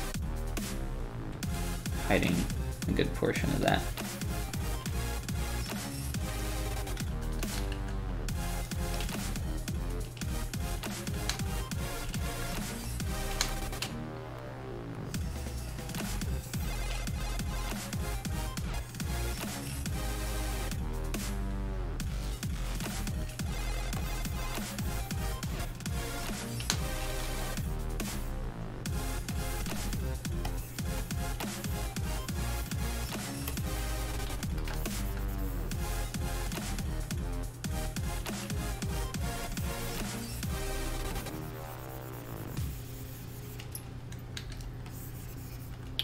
Alright, I think that'll do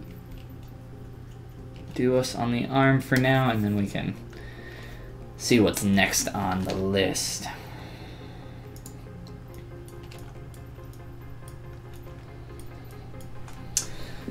Some changes on the boots really quick. Oh, that's right. I needed to correct that cloth. Need to flip my polys, or my normals I should say.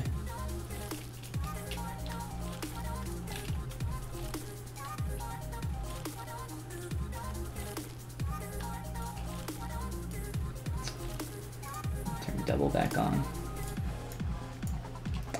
Alright, so some things on the boot here. Just want to clean up the top edge a little bit.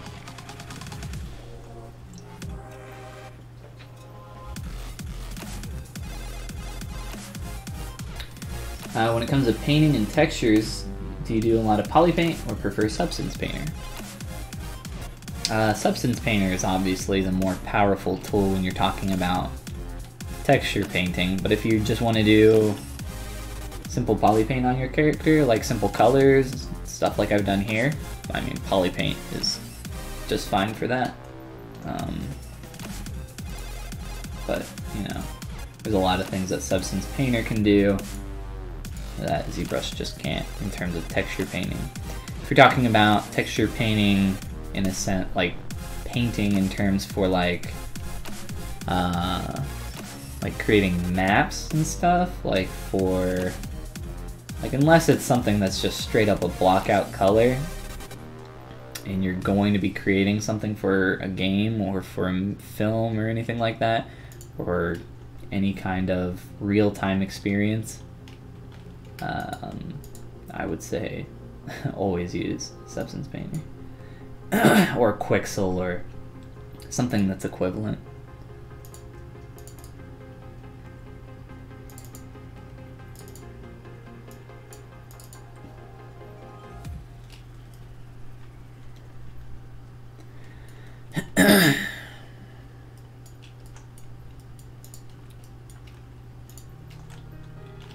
I'm gonna clean up this edge.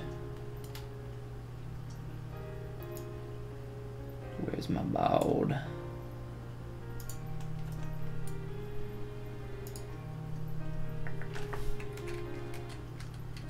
Whoop.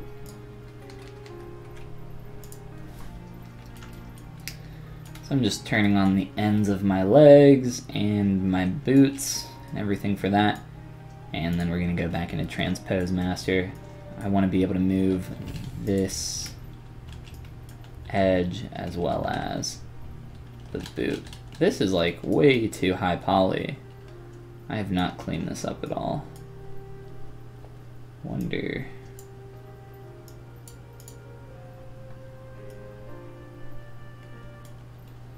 It's going to be a lot easier to manipulate. The problem is when you remesh something that's thin like this and then you subdivide it, it's gonna thin out even more, so just add a little bit of inflate. And this is a negative piece that's cutting into my surface, that's fine.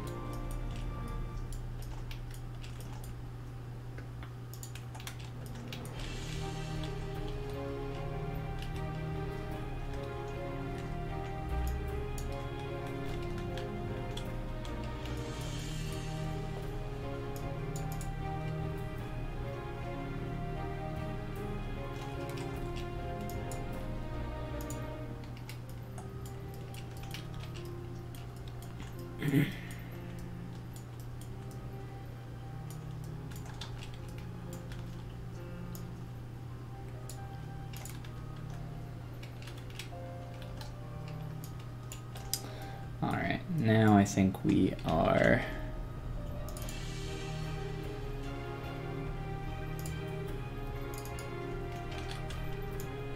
almost ready. I will subdivide these after I adjust them. Alright, let's go into T-pose and move some stuff around.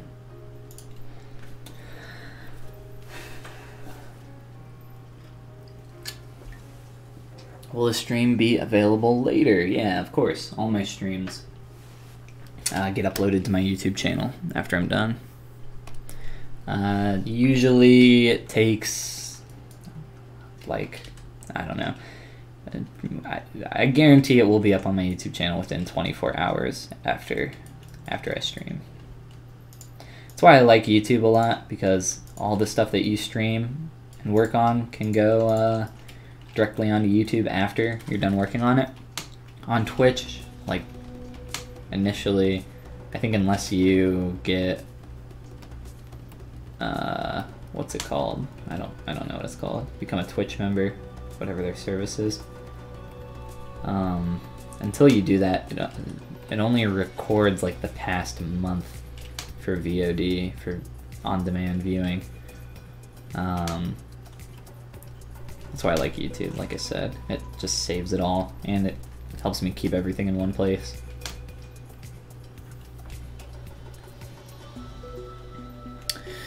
So So I'm just trying to clean up that line a little bit more. The shape that I had going on there was a little bit too much curved in. I'm just trying to make this a little bit closer to the concept. And I have this really tight back here, and that's because this leg is pinched, kind of like just squeezing in that area of the boot. So I'm trying to, I don't know, try to make this work a little bit. Starting to lose some of that form on the back side. Push up a little bit.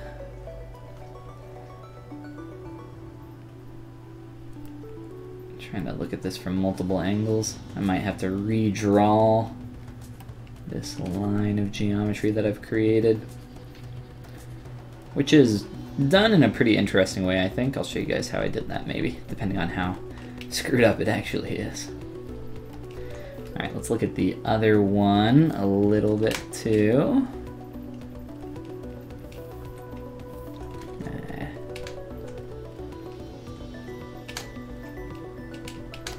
I think this calf hit is just a little bit too strong now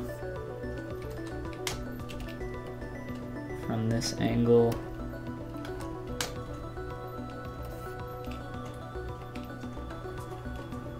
A little bit more just on the outside.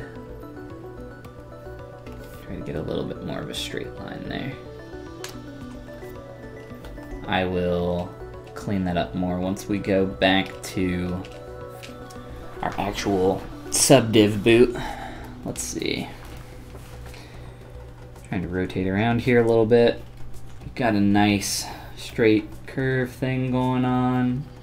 It's looking pretty good.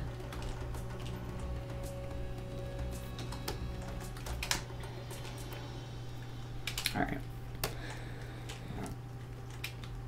Let's do the same thing to this boot. And I would just kind of copy and paste that back over here, but this one's much different pose. And I've actually already cleaned up that calf on this side, so that's something I realized, I guess, earlier, and didn't go back and do to the other one. I've sculpted this completely in asymmetry from beginning to end, and it's been a little bit of a process. But it's been fun. And a little painful.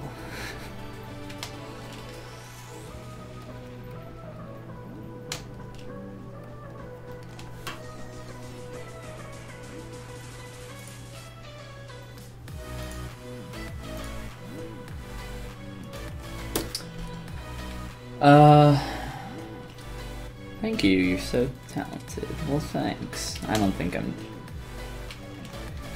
anything special.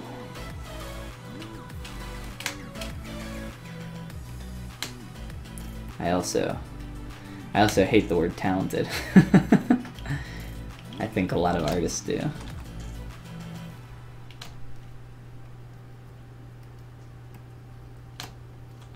I hate anything that has a connotation of gifted. Anything that sounds like gifted. Wow, that's super wonky, isn't it? I will correct that once we T-pose back. That angle is just... I remember changing this earlier. It's just looking real cray through there.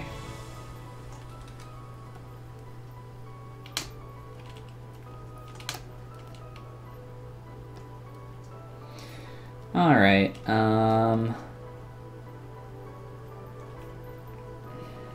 look at this from the correct angle as well. Just a little bit more, huh?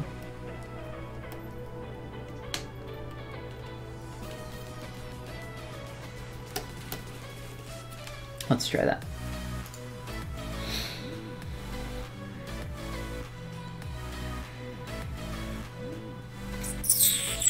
Please don't crash.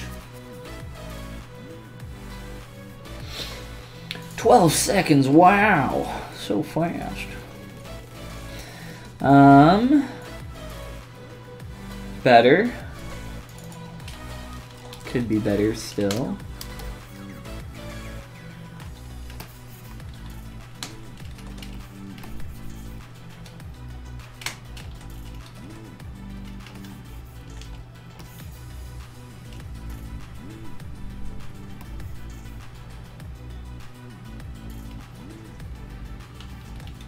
This legum. Messing with my head. Some of this silhouette.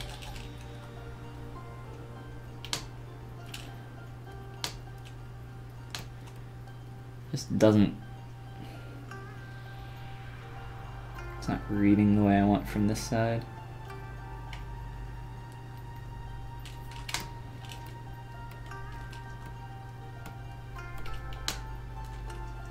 Starts to look like it gets a little bit too concave. Yeah.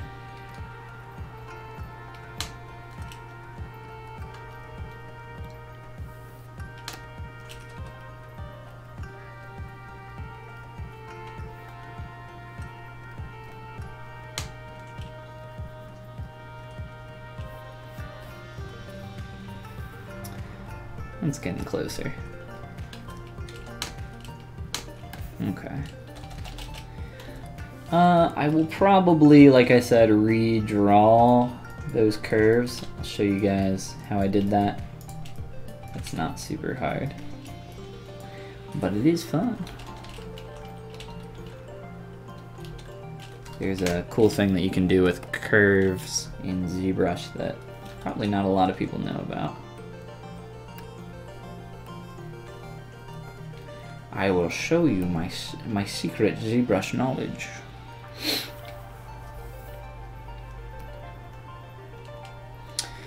And before we do that, before we forget, let's look at correcting some stuff in the legs. Where is it? You. Okay. So it's not, the reason I didn't see this was probably because it was a little bit of the poly paint and a little bit because it's tucked under here. This angle is a little just kind of wacky. If we look at this from here.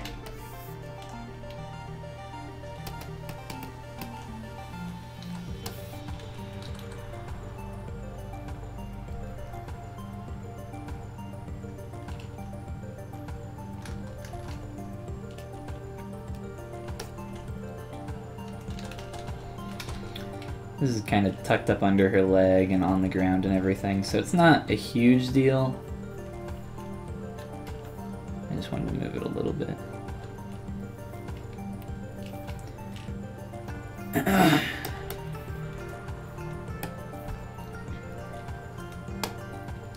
I'll leave live boolean off for a second, actually.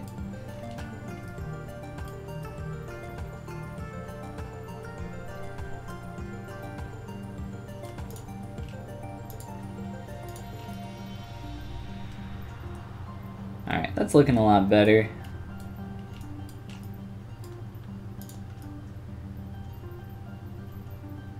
Up here, it might need a little bit more tweaking to that top edge. We're here, so we might as well, while we're focused on it, just kind of push it even further. Let's see what we can do.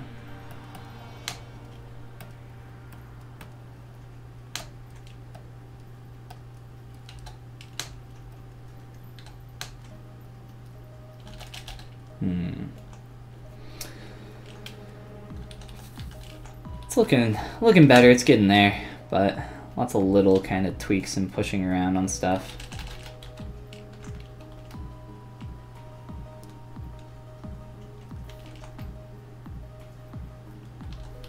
Starting to get a little warbly.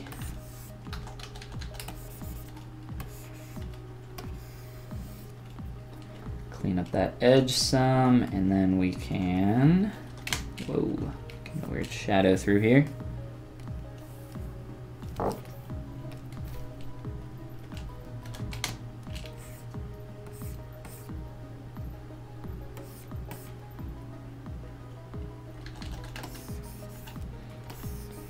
Gotta be careful. So making all these changes with poly paint on, it's really easy to start to lose that basic shape and things start to get really dirty really fast. Whoa, what the hell happened here? When did that happen? Okay, well that happened a long time ago. That's unfortunate. We have this huge depression in our boot.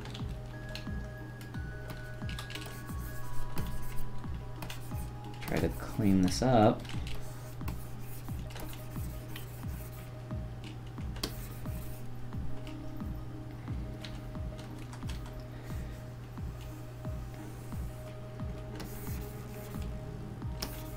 Get that back.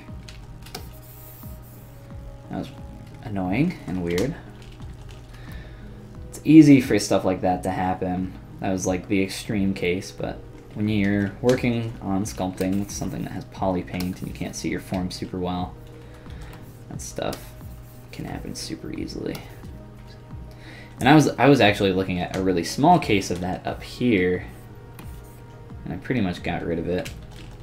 And then I noticed that huge one down there. Hopefully that's not on the other boot as well. That would really suck. Where's the other boot?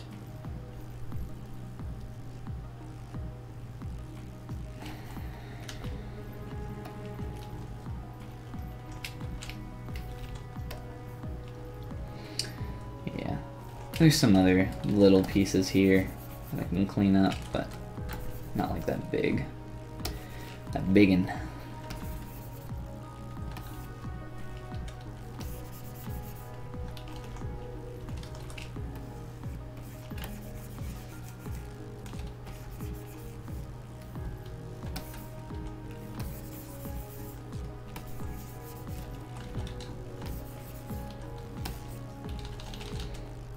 Alright. Okay, now we can look at creating these subtractive kind of cuts in the surface.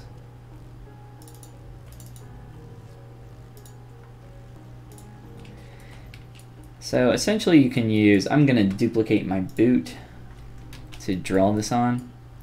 So you can use your curve, tube, snap, and I'm sure a lot of people know that you can draw off your surface and hold shift, and it'll draw a ring around your surface and then reconnect to itself. Whoops. Let's just do a lower res. It'll do a ring like that. You can do that with a lot of curve brushes. But did you know? Welcome to Did You Know ZBrush. It's my new series. Where is that? Okay. Let's create a mask.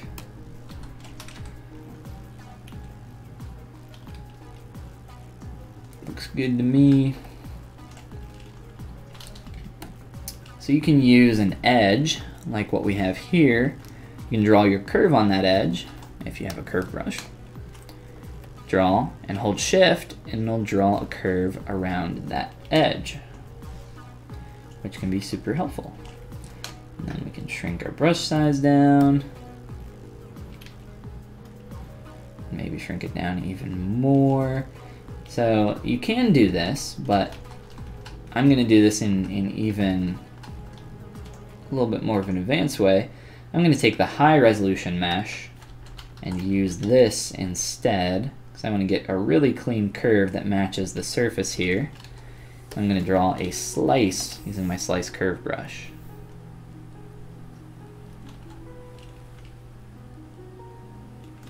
Now I want it to go right across here. Make sure that that looks like it's matching up pretty well.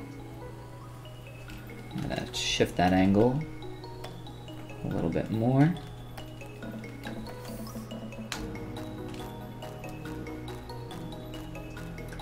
better. So now I'm gonna use this piece instead. Take my curved tube snap brush again on the surface here. Now initially,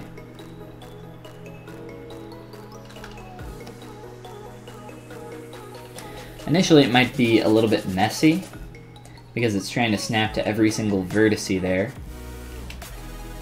So it's a little crazy. So the way you can fix that is increase your brush size a little bit. Make it a little bit larger, and then we'll shrink down and get a little bit smaller. And it should be much more clean now. Much more clean curve. Looks like it started to mess up there a little bit though.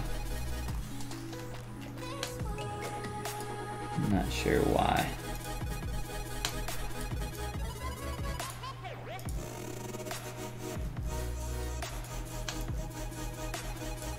Looks like it's maybe fine now.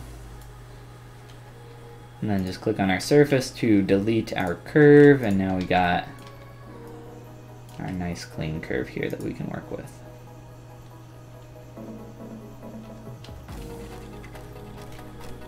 And I'll delete the other one, and I'll use this new one, and probably just Z-remesh it, really low res, and clean it up from there.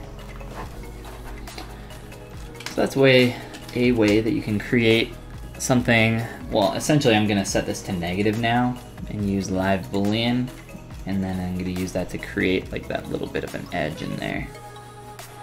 And it won't be that thick exactly, but once we clean it up, we'll be in a pretty good place. So you can use this for stuff like seams on clothing as well. It's kind of what I'm using it for right here. It's just the curved tube brush. I'm using the snap version, doesn't really matter.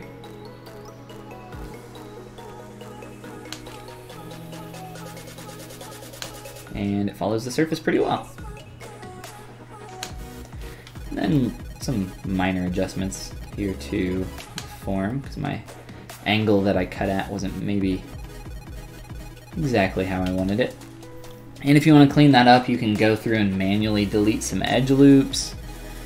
I don't know, I say we just leave it for the time being and maybe return to it a little bit later. I'm going to subdivide, turn on live boolean, turn on my poly paint on there, on my booty, and just rotate around, see what that's looking like. It looks pretty good. Could probably be a little bit more thin. So we can correct that just by going into our deformation palette and go to inflate and hit it with a negative, let's try -5. Let's do it one more time. That'll thin that out a little bit.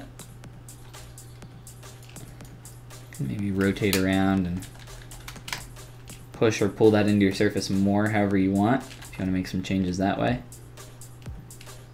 I think that's pretty good though. And then you can bake that into your surface by running a Boolean operation so that it actually subtracts that geometry. Let's do the other boot now.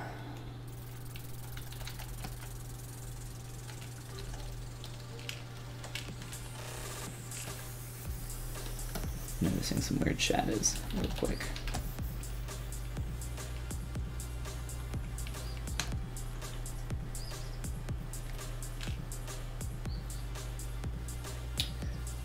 There's a very loud bird outside my window, and I thought it was my music at first.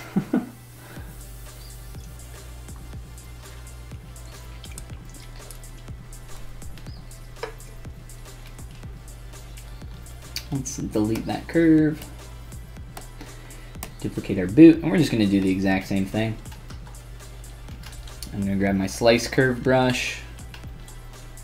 Let's just try to draw out a nice clean line here, right across our surface.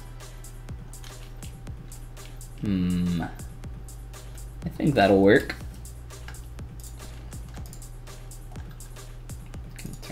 on.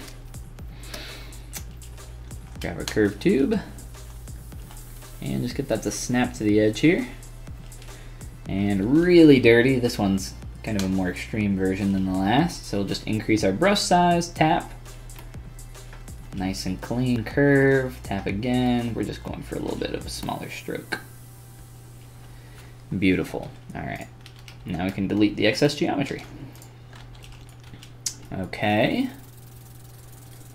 I will remesh that so we can get a cleaner curve. We'll apply our material and poly paint. Our boot as well. And we'll set that to negative and see how that looks. Let's compare to our other one. I'm gonna turn off perspective here. I think this one needs to be a little bit more thin to match our other stroke. Not much more thin though. So let's just add in some subdivs, and for the inflate, we'll just do -5 probably once here, and I think that'll be good for us.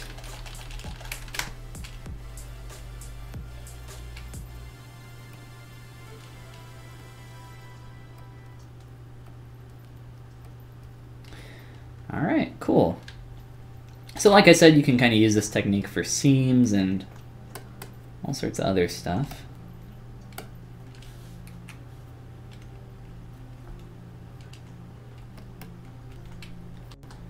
But now that I've kind of messed with the form of my boots, I need to adjust some of this stuff a little bit.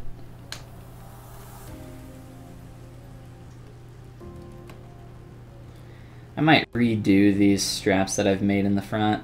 I kind of did them pretty quick and shoddily, so I might need to make these a lot more clean.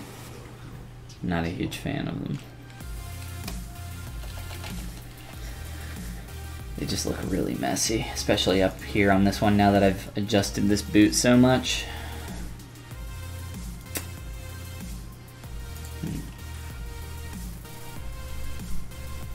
Alright, I think I'm gonna make some more changes here on this boot.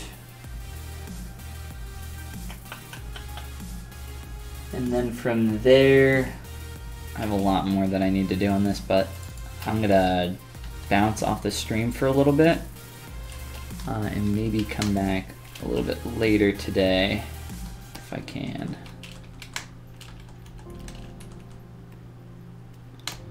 But, you know, like I said, we're just working on knocking off these things from our list. Lots of little things, really. One little thing at a time. They add up pretty quick. I don't know if I have the... A lot of the changes we made in the face are going to be really obvious. Some of these things in the boots and stuff, not so much, but, you know, it's still important that we do them. I really screwed up this boot, huh?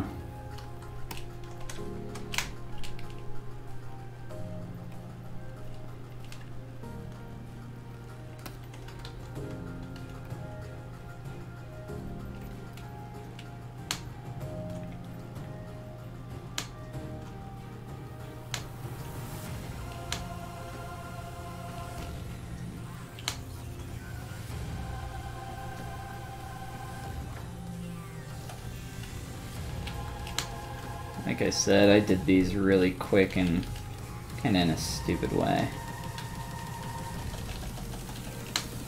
Might be going back and redoing them. All right, cool. Well, let's call that good. I'm gonna have to maybe rethink these straps a little bit. These boot straps. Might look at those a little bit later, but I think that's gonna do it for this stream, guys. Thanks for coming and hanging out. We've gotten a lot done, like I said, and we'll be getting a lot more done later. Let me save this off. Cool. Well, thanks for coming and hanging out. Hope you guys learned something new. Giving me somebody to talk to is always nice. I appreciate that. Definitely check out the concept artist for the original concept here, D-Dino. There's a link down in the description. And as always, you guys can go check out my Gumroad down there if you're interested in some cool courses for ZBrush or some one-on-one mentorship or anything like that. But yeah, alright. So with that, enjoy the rest of your day, guys. And I will see you hopefully in the next live stream. I'll tweet out or Instagram or all that next time I stream so you guys can be aware. Alright, see you guys. Have a great day.